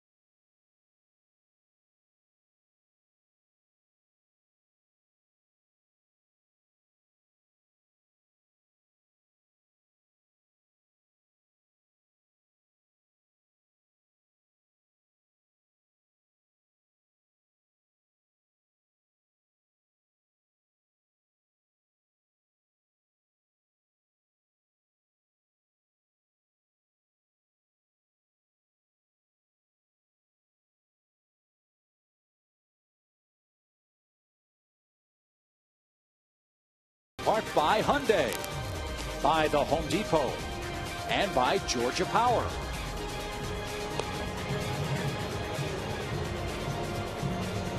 Always like to see those words, don't you? And the Braves are winning game 2 by a 3-0 score. Let's see if we can win some trivia honors. Who had the most postseason hits in the 1992 Braves playoff run? I mentioned Ron Gant, but I'm going to go with another outfielder. And not Otis, and not Justice. I'm going to go Deion Sanders. Oh, was that the year? That was the year Otis was not allowed to play. Right. Well, I guess I'll go with Terry Pendleton. It's a good call, too. I haven't guessed yet. I'm going to think of another pitch. And that's outside.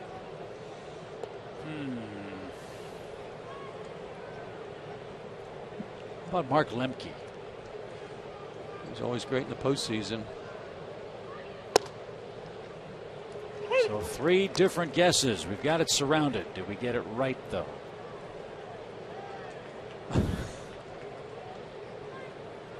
Oh, they said 91. Little chopper back to Tommy Hanson. And Hutchinson's retired for out number 1. So it was Otis Nixon.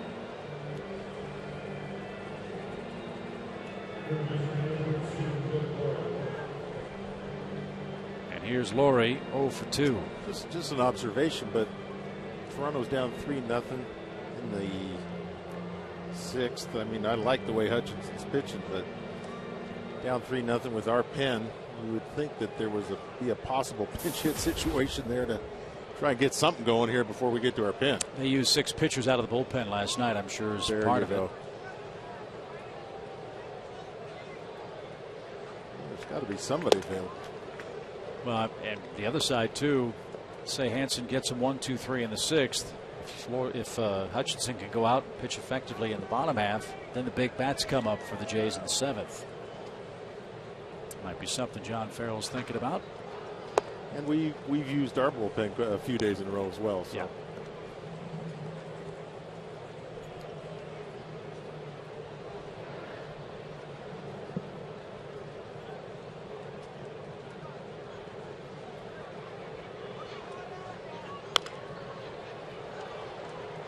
You know, there have been a lot of real positive, I'll call them rave reviews, of John Farrell in his first year and into the second year as a manager of the Blue Jays. All positive things about his leadership. You know, he did a great job in Boston. Did John Smoltz mention him yesterday? I was wondering what capacity they got together. John was in Boston briefly pitching for the Red Sox. That's where they crossed paths.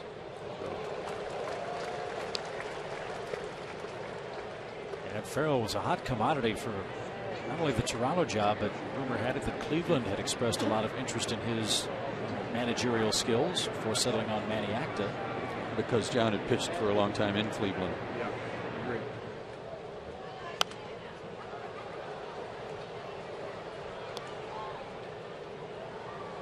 But you don't envy Toronto playing in the division in which they play with the Yankees, the Red Sox, the resurgent Tampa Bay Rays, Baltimore playing good baseball. The East in both divisions is ruthlessly difficult.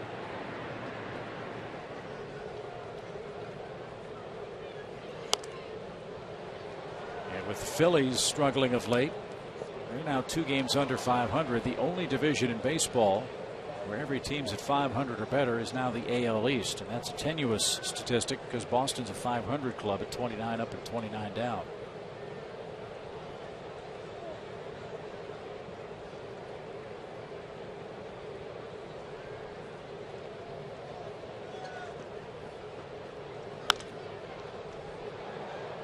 It's driven a long way foul to the right side. Still 2-2 to Brett Lawrie.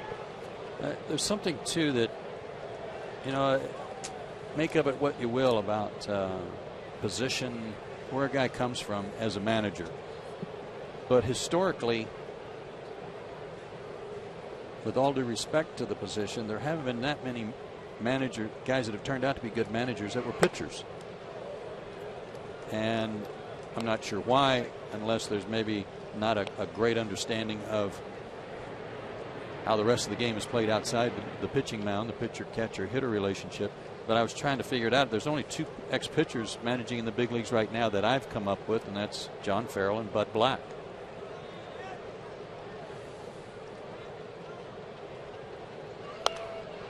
Pop back toward us, and no chance, Murph. Even with a big stretch, couldn't have gotten that. There's exceptions to the rule. I mean, you could go back through history, and I'm not going to try to do that, but I think of Bob Lemon, who did a good job for the Yankees.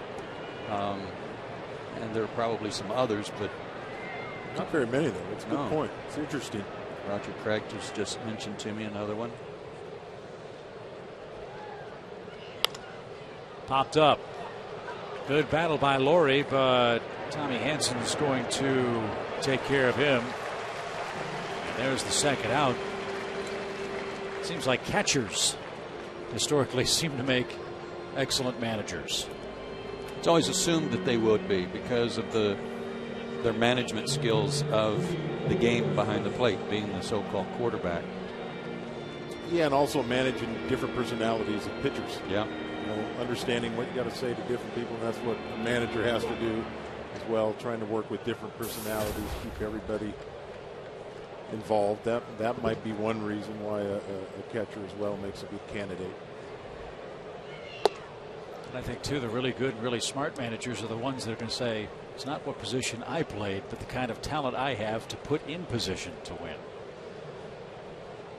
The other side of the catching equation too, Murph, might be that you're a position player, but you're dealing with pitching on a daily basis. Not just the personalities, but that aspect of the game that normally an ex-pitcher would say that's all he deals with. Right. Well, it's you know, calling plays, hitting runs and bunts, and when to take the pitcher out. But there is so much to managing the the personalities. When guys are going to play, when they're going to sit, make sure everybody's on the same page. I think that's the genius of Bobby Cox, Joe Torre. Everybody was ready to go every day, understood their role, respected their leader, and just did it.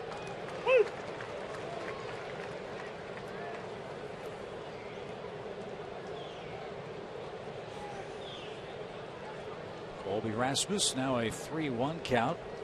He's 0 for 2 today, 0 for 7 in the series. And a fly ball down the line in right. And Hayward almost overran that ball, but a big reach back kept that thing from bouncing onto the warning track. It's one of those hook swings I was talking about from Rasmus, too. Like he got a pitch up that he could do it on. Jason telling Bourne he didn't see that ball very well.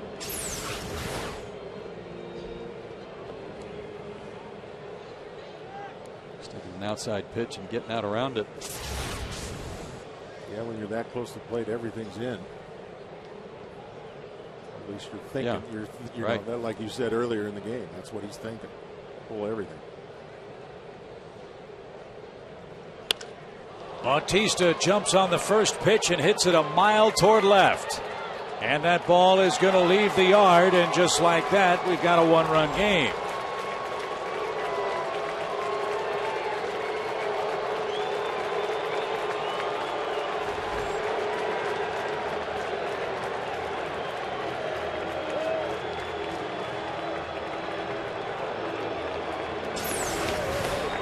th homer in his last 27 games, high fastball. And it's easy to say after he just hit one that's about shoulder high out of here again, but I don't know how you can ever throw him a first pitch fastball. He was just geared up for it. Yeah, I would agree, Joe. That one scorched off the glove of Prado. He couldn't come up with that one cleanly, and Encarnacion's aboard with the 2-out single. 3 straight Toronto hits. I like what Tom Glavine said a few days ago on a broadcast. I heard him say it's okay to throw a first pitch fastball to a first pitch fastball hitter, but just don't make it hittable. Yeah. Get it a little further up or a little further out. Well, it was crunched. And Encarnacion hit another rocket too, and this time too hot for Martin to handle, for him to reach. That one had some hook on it.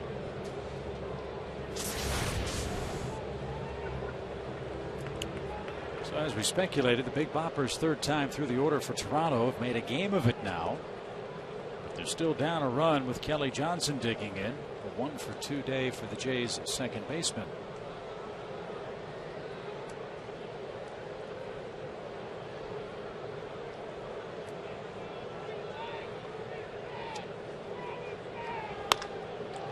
Kelly hits one high in the air the other way. Costanza going back.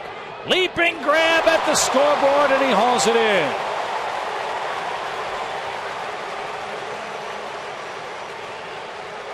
Costanza might have hurt himself making that catch at the wall. He takes care of Kelly Johnson and Toronto in the 6th. But a Bautista 2-run homer has brought Toronto to within a run.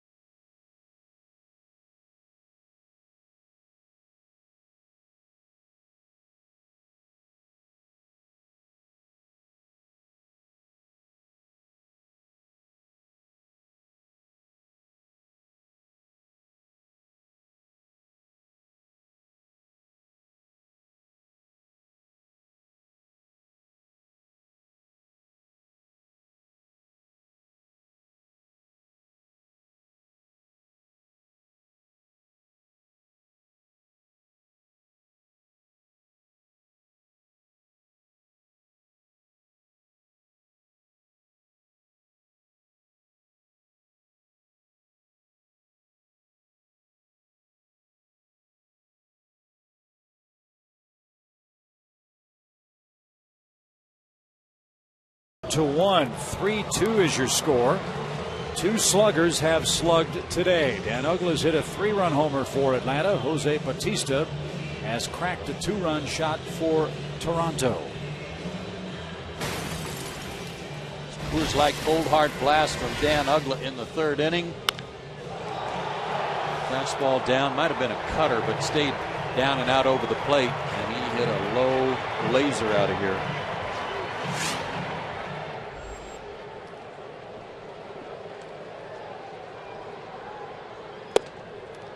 And up and in from Drew Hutchinson, the Toronto starters. 5-2 for the year.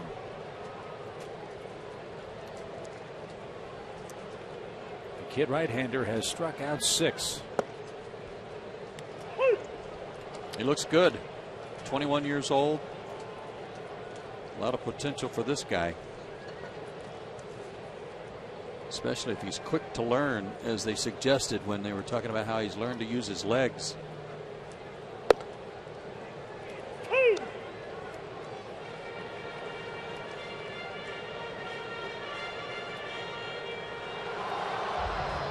Bruce Walton, the pitching coach, employing some suggestions that were made by Mel Didier, the longtime scout, who, when he first saw Hutchinson, said if he learns to use his legs, he's going to be something else, can probably throw somewhere in the mid-90s, and that's what's happened.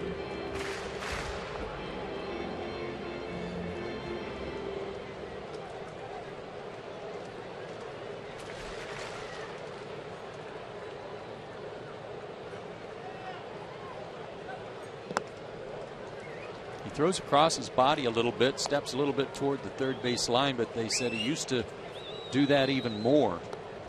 And he still comes out around the ball a little bit as a result of throwing across his body, which kind of helps out on his cutter, and that little slider that he throws helps on the movement on his fastball too.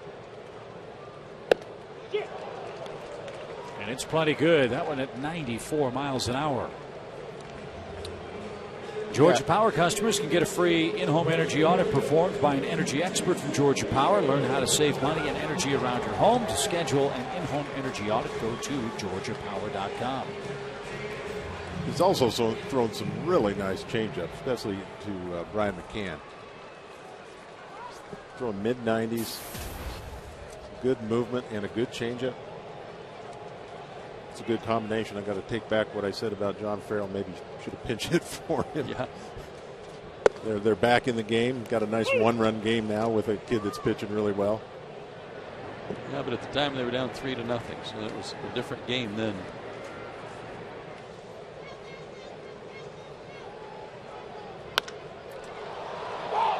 In the air, left center. The ball's tailing toward McCoy, and he handles cleanly. 2 outs in the 6th. Hutchinson's high in strikeouts is 9. Came against Baltimore 2 starts ago.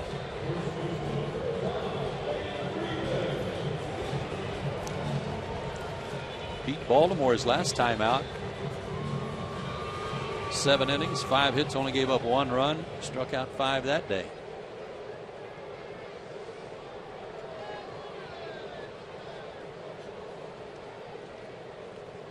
Don't forget, too, this is a Toronto staff that leads the American League in walks. Hutchinson's walked only 1 today. And he walked only 1 in his last start against Boston.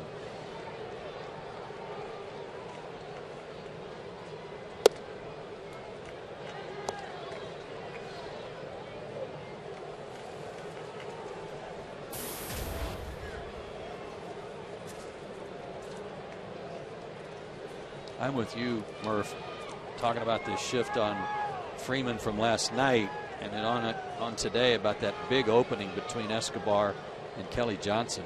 He hits the ball up the middle and to left center so much. That's tailor-made for him.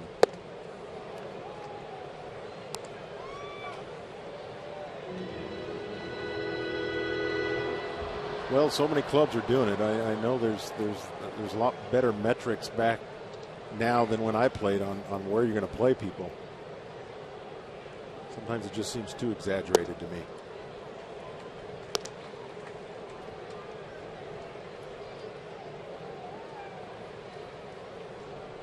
Good hitters count now. 3 balls and a strike.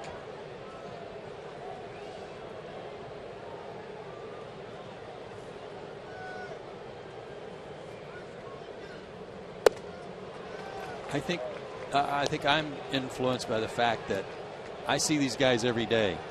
I see patterns. I see tendencies, where they hit the ball, how often they hit it there. So when I see a team overplay one of the Braves guys, I'm thinking, who gave them this report? Well, Freddie hits the ball the other way so good.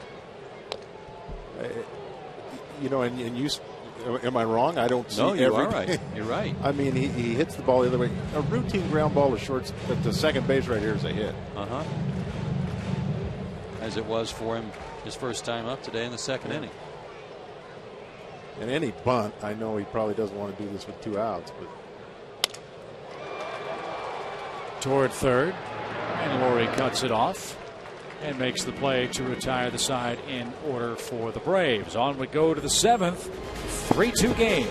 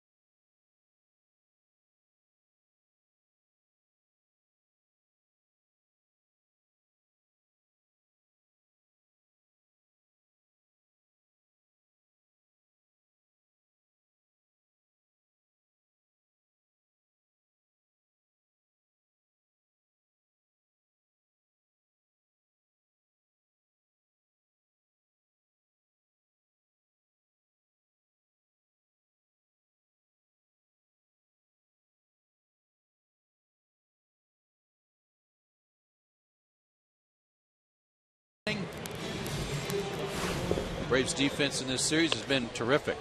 Martin Prado had him played. The Home Depot tools from the dugout. Good positioning, good adjustments, good reactions, good throws. I like the way Brian McCann took his time on this to gun down Kelly Johnson on the pitch out. Martin with a spectacular play, and Jose Constanza just contributing a big play out in left field too. Braves last 14 interleague games, they've gone 12-2 coming into today and haven't committed an error in their last dozen games in interleague play. That'll get it done. That was really a fun sequence to watch right there.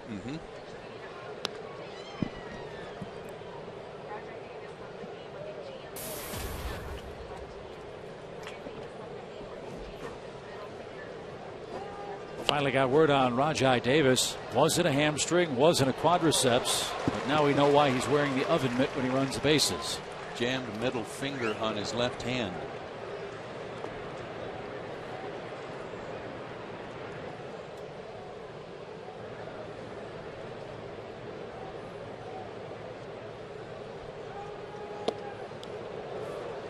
You can speak to this, Dale, because you played every day. But when you're a position player and you've got anything wrong from the wrist out, thumb, finger, joint, wrist, the hamate bone thing, it's so hard to hit when anything's hurting them either hand. Well, Braves fans will remember what happened to Bob Horner when he broke a bone in his wrist and bothered him really his whole career after that. And you're right. I mean, I think some athletes don't think baseball players are all that tough because if they got a little hangnail then they can't pitch or something like that, but it's true. Your hands and your wrists are so critical in everything you do in baseball. If you got something that's bothering you, it's on your mind while you're at the plate. I'm amazed when a player, and Joe's talked about this too, Dale, Man throws a 95-mile-an-hour sinker. Batter fouls the ball off the top of his foot.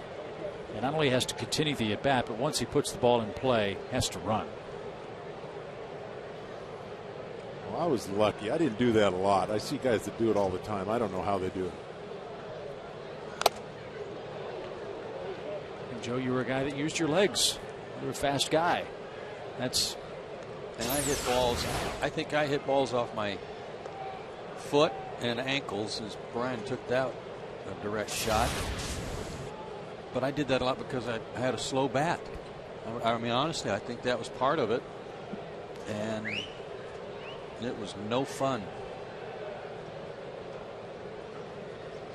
And I can kind of make fun of myself that way, but that's the only analysis I can put on myself. But I see guys with a lot more bat speed than I had. They're doing the same thing. It depends on the pitch, if it's down and in, or if they're trying to pull a pitch that they shouldn't. You're right, Chip, though. I remember hitting one right in my joint there, right at the top of my foot, and I got out of the batter's box and I hit the ball. Fly ball to right off the bat of Escobar. One away in the seventh. And you're right. Then I made contact and had to run, and I thought I had a broken ankle. I said I had to, I broke something for sure. And really painful. But, you don't want, it's so hard to hit the ball. You don't want anything, thinking of anything else up there. And it's hard. Freddie Freeman's trying to hit now with a jammed finger. Makes it just that much tougher. You can't not think about it. Right. You're right. First at bat for Mike McCoy. He came on when Davis left the game after striking out in the Jays' fifth.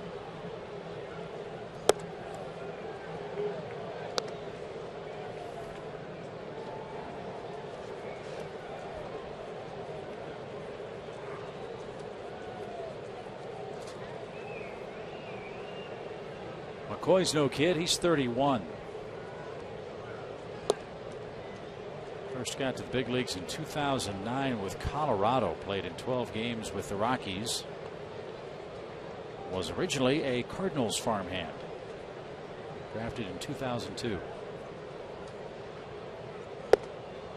Well, I was asking you between innings a little while ago, Chip, about Adam Lynn, a guy who was so good for them last couple of years, and he's back in AAA. And even when they've called up some people recently like McCoy or this kid Cooper, Adam Lynn's still back in AAA and not doing so well. Getting about $180 at the major league level, but for Toronto, Lynn's making $5 million and hitting in Las Vegas, or not hitting in Las Vegas, whichever way you want to put it.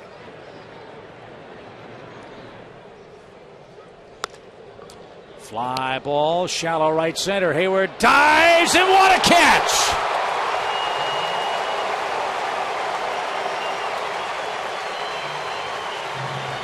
He is doing it all this weekend. I think he's coming around. I think he's going to be okay. Yeah. Laid out for that one. I was watching Bourne, and I knew that he wasn't going to get there just by the way, the angle he was taking, and then Jason just out of nowhere.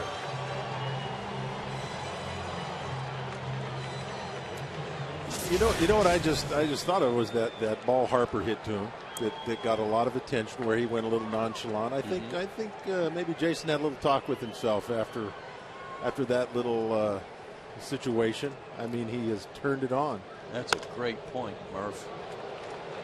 Mathis pops this one again to Hayward.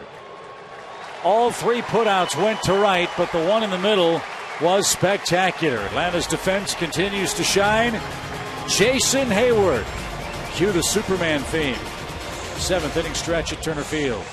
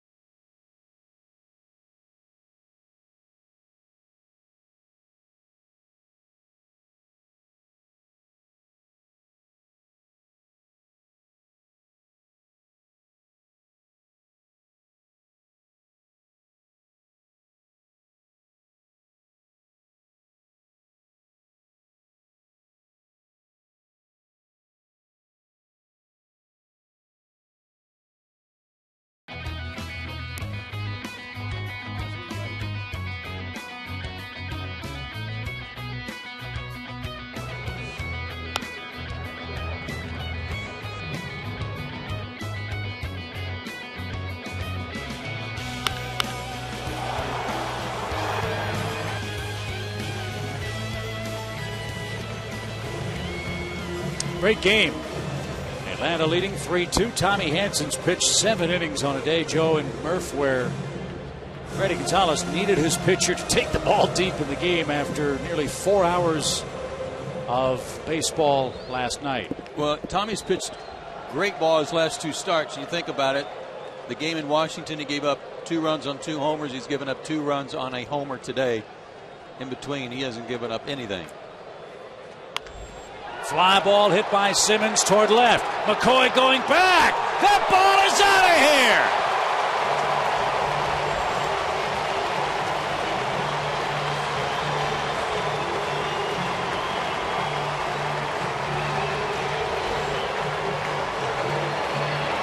You never forget your first big league homer, and Andrelton Simmons has extended the Atlanta lead.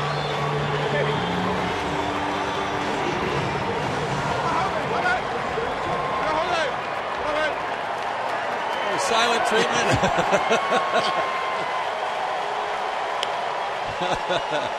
Good shot at Jason. Yeah. We're totally ignoring him. And Jason's standing on the step for Jose. Yeah, Jose. Let's go, Jose.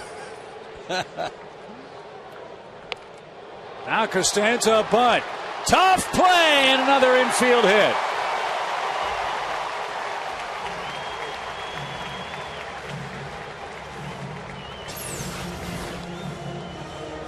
Breaking ball and a hanger. He knew it. Got it. Somebody needs to go make a trade with a fan out there and get that one for Andrelton's trophy case. Murph, who'd you hit your first home run against? Don't say I don't remember. I just set it up a minute ago. Randy Jones. Randy Jones. Look at Jason. So Tommy Hansen stays in the game, now leading 4-2.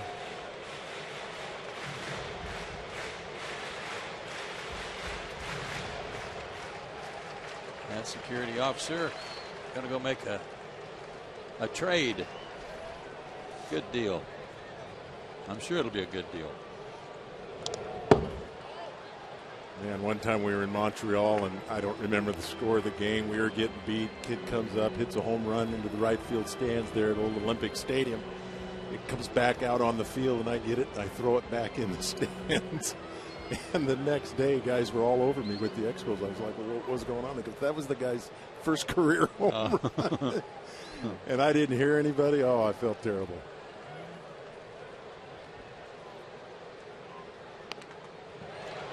Tommy pushes the bunt down the first base line, and that's going to roll foul.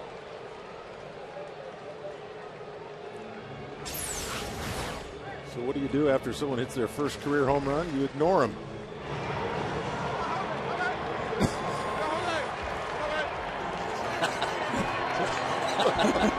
Jason played that to the hilt, didn't he? That was awesome. Well, we've certainly talked a lot about Andrelton Simmons' defense, but his swing comes through that zone on a really good plane. With 2 strikes, Tommy lays down a bunt. Well, unassisted. Sorry, Chip. Simmons is now 7 for 24. And he's got a double, he's got a triple, and he's got a homer. Good bunt there with 2 strikes, too. More importantly, for the way this Braves team's constructed, Joe, I think you'd agree that the key is for Andrelton Simmons. He's batting 1,000 defensively. Yeah, he is. No errors. Chris Van Zandt out with something for Andrelton to sign in trade for the home run ball. And there's another baseball. And you bet a big thank you from Tommy Hansen, as that makes things a little easier for him. It's a 4-2 game in the 7th. Drew Hutchinson is going to be some kind of hurler, but he trails in game 2.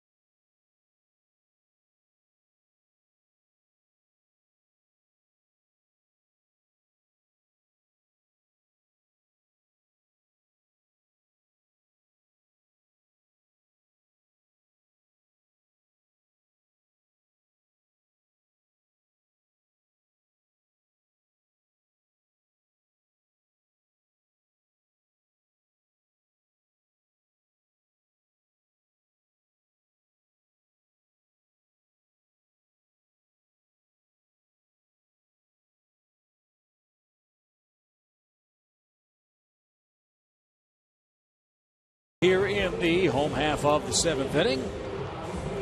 And all season long, Braves baseball on Peachtree TV is presented by Academy Sports and Outdoors. The right stuff and low price. Changes for Toronto. Gomes is in left field. And Perez is on the mound. Luis Perez worked last night, a third of an inning. He came in and Matt Diaz pinch hit against him. Diaz flied out and then he walked Andrelton Simmons before being relieved by Chad Beck.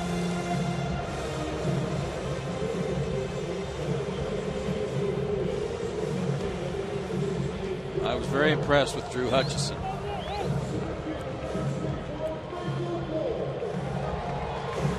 Four runs so far, 2 homers allowed. 7 strikeouts, 2 shy of his career high, and 7 hits. 105 pitches for the young right-hander. Now it's a lefty-lefty battle for Michael Bourne. It's got a little dark here at the park. Very cloudy, which is really a break for the hitters today, so there's no shadows to contend with after the 4:05 start. You know, it's been this way for a couple innings. It's interesting the lights aren't on. Uh-huh. I think that would help a little bit.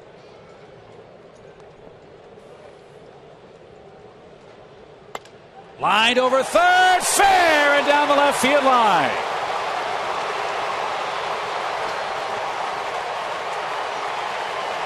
It's 5-2 as Costanza streaks home from second. A 3-hit day for Bourne. The guy can rack up some 3-hit games, can he?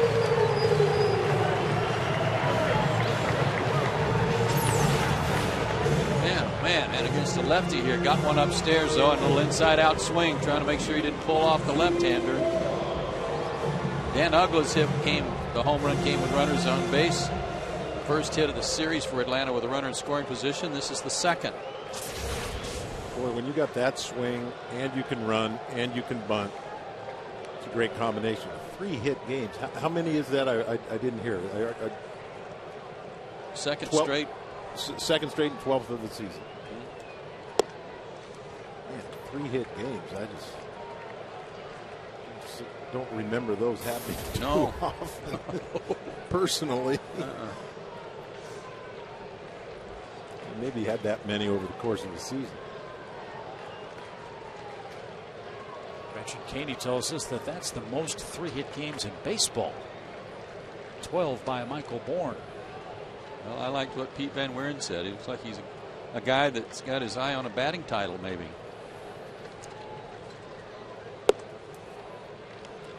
His average up to 317 now.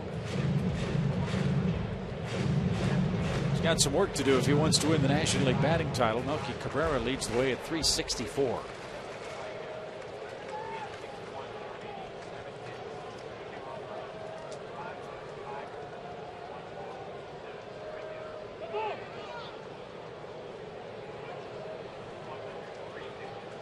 Like Michael was about to take off for third base. That was a good call. But it sounded like Mathis, the catcher, yelling for Perez to step off. That froze Bourne. Yeah, you heard him yelling, step off, because he had it. This would be a great base to steal to get this run in here. It's a backbreaker when you steal third with 1 out this part of the game. Put you up 4 if we can get him in. Mathis yelling.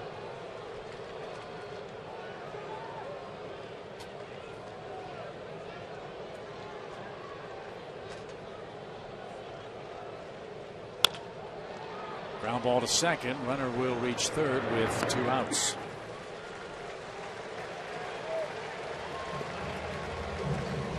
Fans, let's get Chipper Jones, Michael Bourne, Martin Prado, Brian McCann, and a whole lot of other players into the All-Star game. Vote up to 25 times for Chipper Jones and your other favorite Braves. The 2012 MLB All-Star game will be in Kansas City this year. We invite you to vote now. Again, up to 25 times at Braves.com/All-Star. And that game will be on Fox National broadcast. or Big Fox, as we like to say.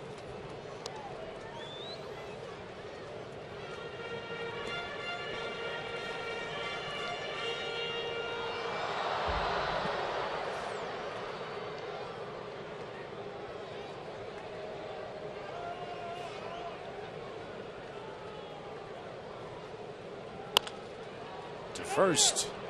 Encarnacion gives ground, and Perez makes the play at first. Atlanta pushes across 2 more runs in the 7th. Another milestone in the young career of Andrelton Simmons. His first big league homer, and the Braves now enjoy a 5-2 lead.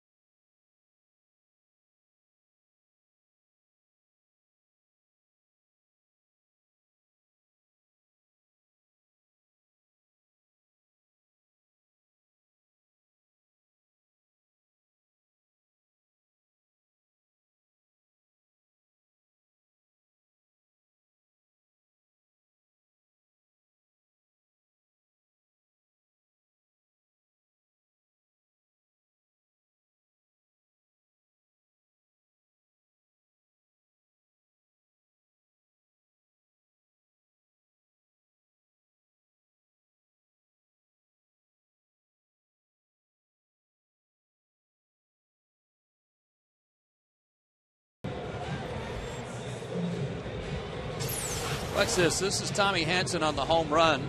He's very excited, naturally, as the starting pitcher. He gets another run treatment. He's got an obligation. So watch this.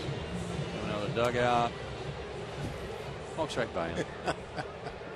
Nobody on their feet. Freddie Freeman trying to look the other way and not grin. Well, plenty to smile about for Tommy Hanson now. He's staked to another 3-run lead. He's got Gomes, Laurie, and Rasmus up in the Jays' 8th. He's got 5 runs today. It's got to feel like 10 to him. Hanson came in today with the 6th lowest run support in the National League. 3 runs per game. Braves have nearly doubled that today.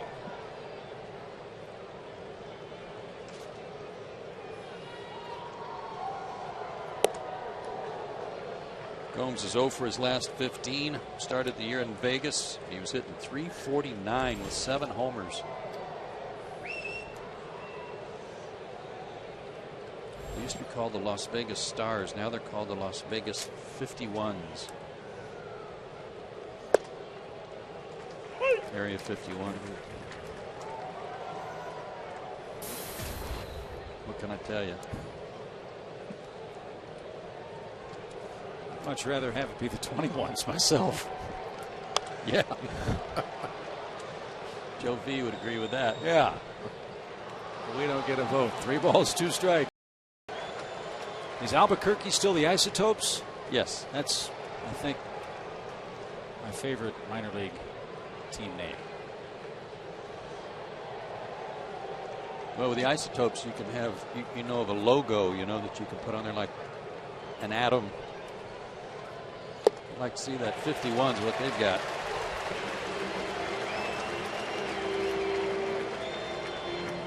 Good start for Hanson. He gets Gomes, 1 away in the Jays' 8th. And as you know, Delta Airlines is a proud sponsor of your Atlanta Braves.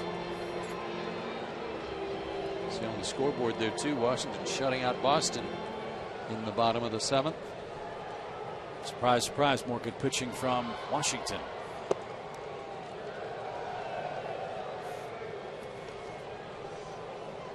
Delta Flight 407 headed to Boston. Gio Gonzalez won for Washington yesterday. Jordan Zimmerman is facing John Lester at Fenway today. Bryce Harper, by the way, hit a home run at Fenway Park. Second youngest to homer. 19 years of age. Robin Yount. At Fenway? At Fenway Park. How about that? But Boston does have the bases loaded in their half of the 7th inning. Washington leads the Braves by a game in the National League East. Laurie toward left center, but that'll hang up for Michael. Horn's got it, 2 out. Good story on Robin Yount I got for you. Del Crandall was a manager of mine in the minor leagues, and he was the manager of the Milwaukee Brewers.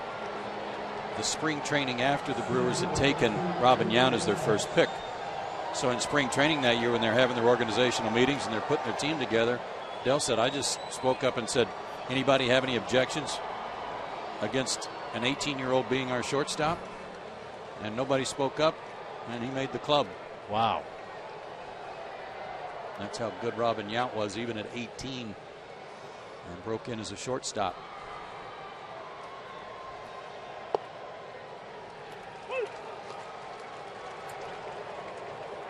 Boston, by the way, just scored twice. So go Red Sox. Little help wouldn't be turned aside by the Braves. They're taking care of their own business here at home, leading 5-2 in the 8th. Yeah, we're Red Sox fans right now, and they are Braves fans. There are the standings up to the minute. The Mets got clobbered by the Yankees yesterday. That was Johan Santana's first start after his no-hitter. They gave him some extra rest, and Terry Collins was worried about how he would rebound, and Santana said he just wasn't sharp. You know, and for Terry Collins, he took a lot of the heat of that, saying, you know, that's on me. Santana gave up 4 home runs.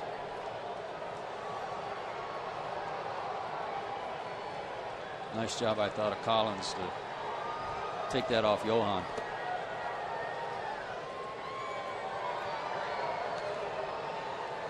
Two and 2 to Colby Rasmus, who has singled and scored ahead of a Batista home run. That came in the Toronto 6th.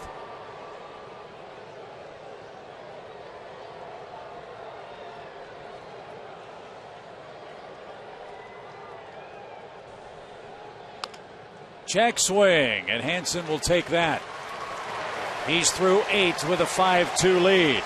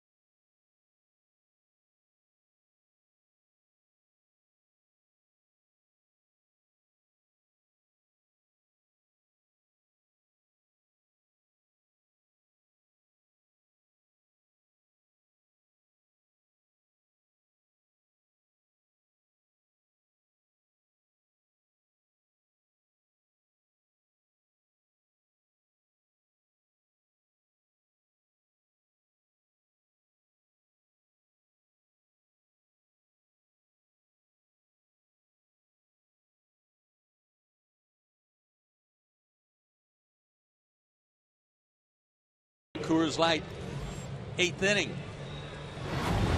And the cool train. Kelly Johnson's going to steal, but the Braves kind of sniffed this one out. Little pitch out. Ball's waiting. Kelly, what do I do now? Freeze it. Timeout. Well, fancy footwork didn't work, but good try, Kelly. That was a Coors Light Freeze Can brought to you by Frost Brewed Coors Light. That'd have been a good time for the old Harlem Globetrotters thing, too. Look up.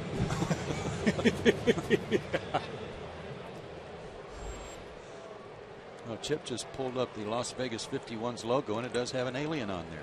Okay. With baseball seams. Oh, nice. Huh.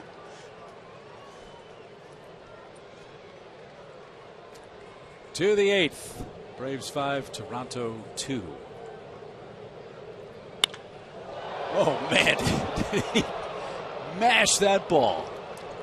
That's what we call ambushing. Yikes. That first fastball.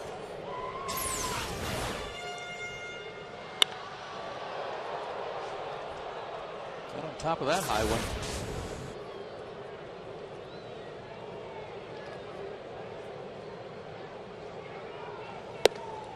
Here's something about Dan's stance that's fascinating to me.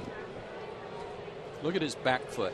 It's not parallel to that back line. It's actually pointed back at the catcher a little bit. That's a little different. And it doesn't move. It's not like he comes up off the heel and pivots on that.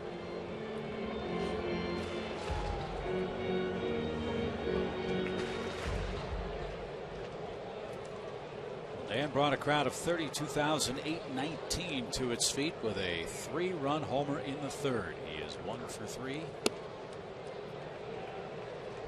Now with 41 RBIs, he's knocked in 4 runs in the first 2 games of the series. On the follow through, he comes up off the back foot, allows his hips to turn.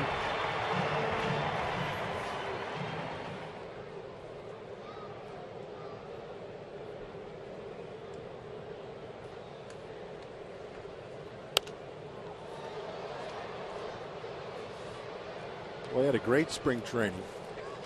Getting the ball all over the ballpark.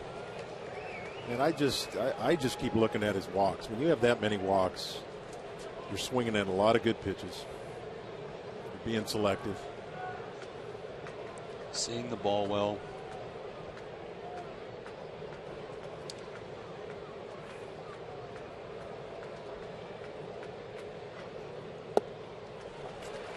And he continues to take his walks.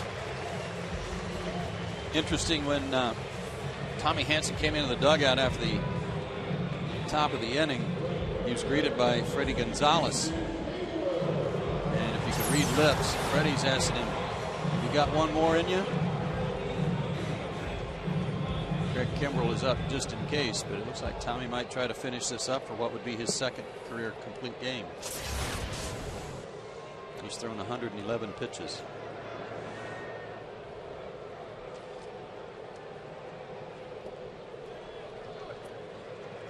Jason's 0 for 3 at the plate. The crowd really roared when he made a great catch in the 7th to take away a hit from McCoy.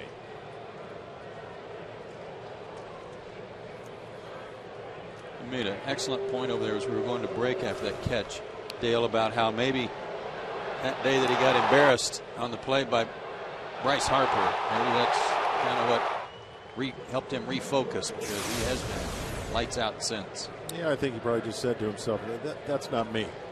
It's not what I want to be about.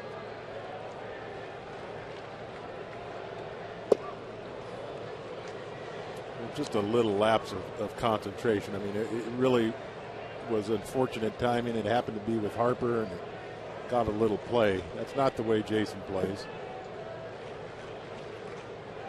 It's just fun to see someone who can win a game in a lot of different ways.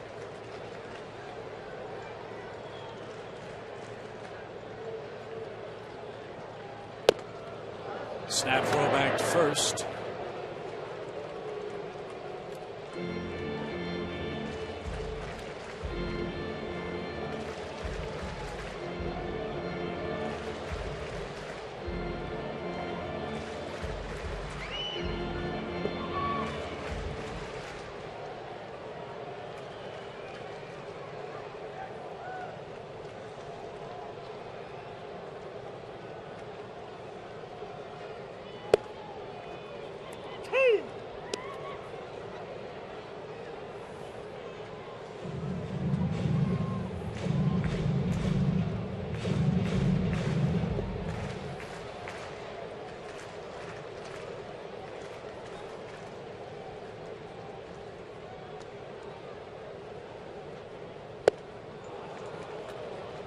Hayward strikes out. 1 down in the 8th.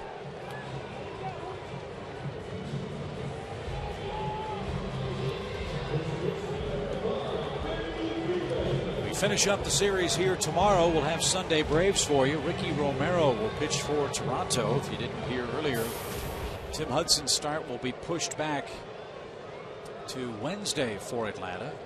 Julio Teheran will make his season debut for the Braves. He's called up, or has been called up, from Gwinnett to pitch the series wrap-up.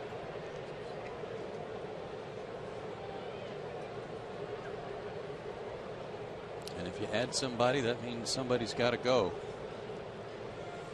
Braves will, I'm sure, wait to make that announcement until after the game today or just prior to the game tomorrow.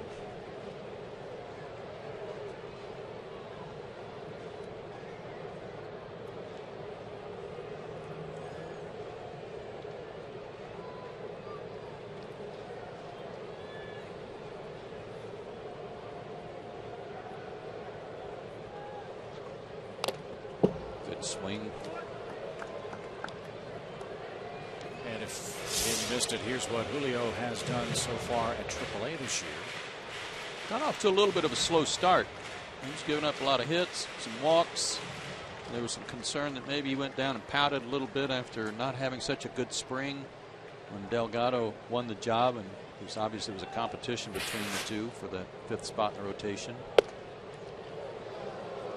Well, Baseball America says Teheran is the #1 ranked prospect for the Braves. Number 2 is Arodys Vizcaíno, who's coming back from Tommy John surgery. The number 3 prospect is Randall Delgado. Simmons, the 4th rated prospect. We'll see 3 of the top 4 already this season wearing Atlanta Braves uniform. As Freeman's down swinging for the 2nd out. A couple of good pitches to the 2 left-handed hitters. To me, that was a little funny swing. I think that finger's bothering him a little bit more than he's let on. That was a kind of a funny swing, a late swing from Freddie. Just looked a little off.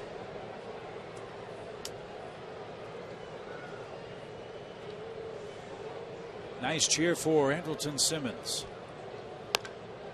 And he pops up the first pitch into shallow right center field. Kelly Johnson goes out, backpedals and makes the play to send this game to the 9th inning. The Braves lead 5-2. We'll see who comes out to finish this game for the Braves.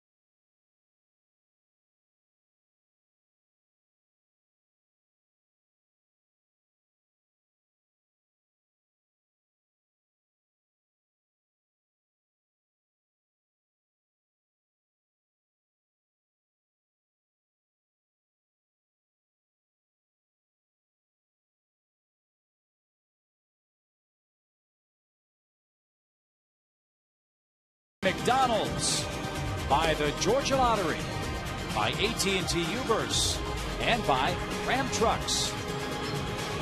Well, fellas, after one turn through the rotation where the Braves starting pitching really struggled, they have turned on a dime. Tommy Hanson with another gem today. 8 innings of 2-run ball. Got off to a good start. Had a strikeout in the first inning. Did walk a batter. And that turned out to be the only walk of the day for him. But again, good breaking stuff, well-located fastball. Yeah, made mistakes in a good place. Down, down, down. And so with a 3-run lead, Craig Kimbrell will answer the AT&T call to the bullpen. And you want a great matchup. Kimbrell and Bautista start the top of the 9th. Hello. Just in case you want to really wind up, think twice. Looked like he didn't take quite as high a leg kick to get started against his hard thrower, too. Yeah, like you said, these are fastball hitters, and they're going to get a chance to hit a fastball right here.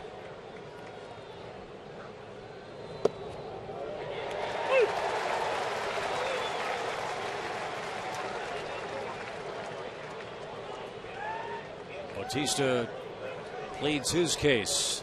Thought that ball missed the zone. 1 ball, 1 strike.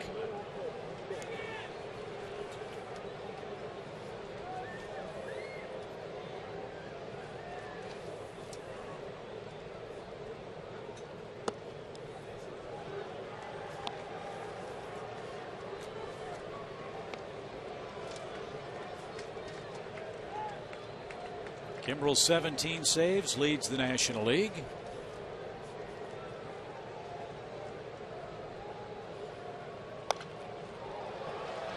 And he's tied for 3rd in Major League Baseball with those 17 saves. Does Perez lead? And with Cleveland, he's got 19, and Jason Johnson of Baltimore has 18. Well, he fouled that one off, but that ball's 6 inches higher. I don't think he's got a quick enough bat to get through on Craig here. Fly ball, well hit left center, but playable. 1 out.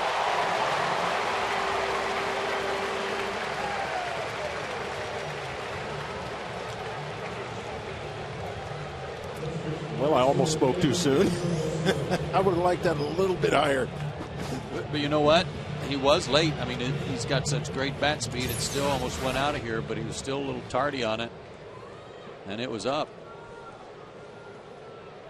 A cheap shot to say that's a home run in Toronto. Yeah. Yeah, that one wasn't. I think he might have had a couple today if he was in his home ballpark. Well, how about Tommy Hanson today, guys? Continues his, at least if Kimbrell can get 2 more outs, continues his great work against the AL East. And went 8 innings the day after the Braves bullpen, and frankly Toronto's bullpen, was used very heavily in Game 1 of the series. Well, it's 7 outings for him in a row, 7 starts in a row, where he has given up 2 runs or less, with the exception of 1. So 6 out of 7, 2 runs or less. Gave up the 6 runs to the Cardinals on May 28th.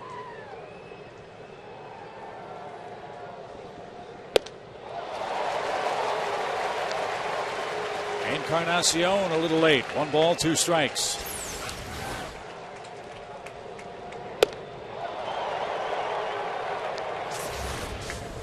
That little zip working again today. That got him talking to himself a little bit after that swing. Until he sees this slider.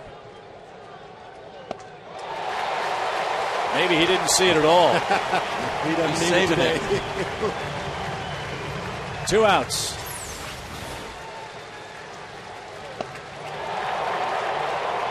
Right there, too.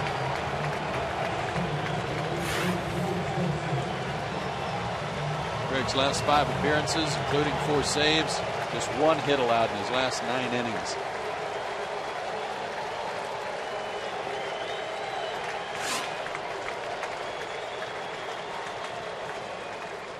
That hit was last night, by the way. Rajai Davis had an infield hit.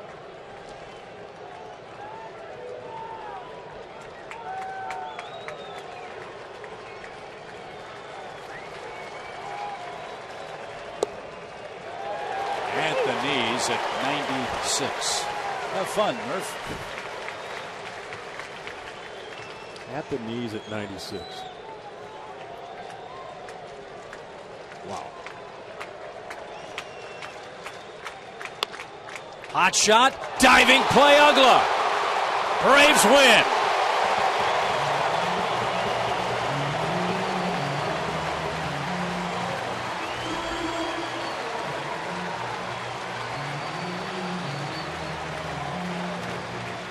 This club is playing complete baseball right now. They've just won their 6th consecutive game.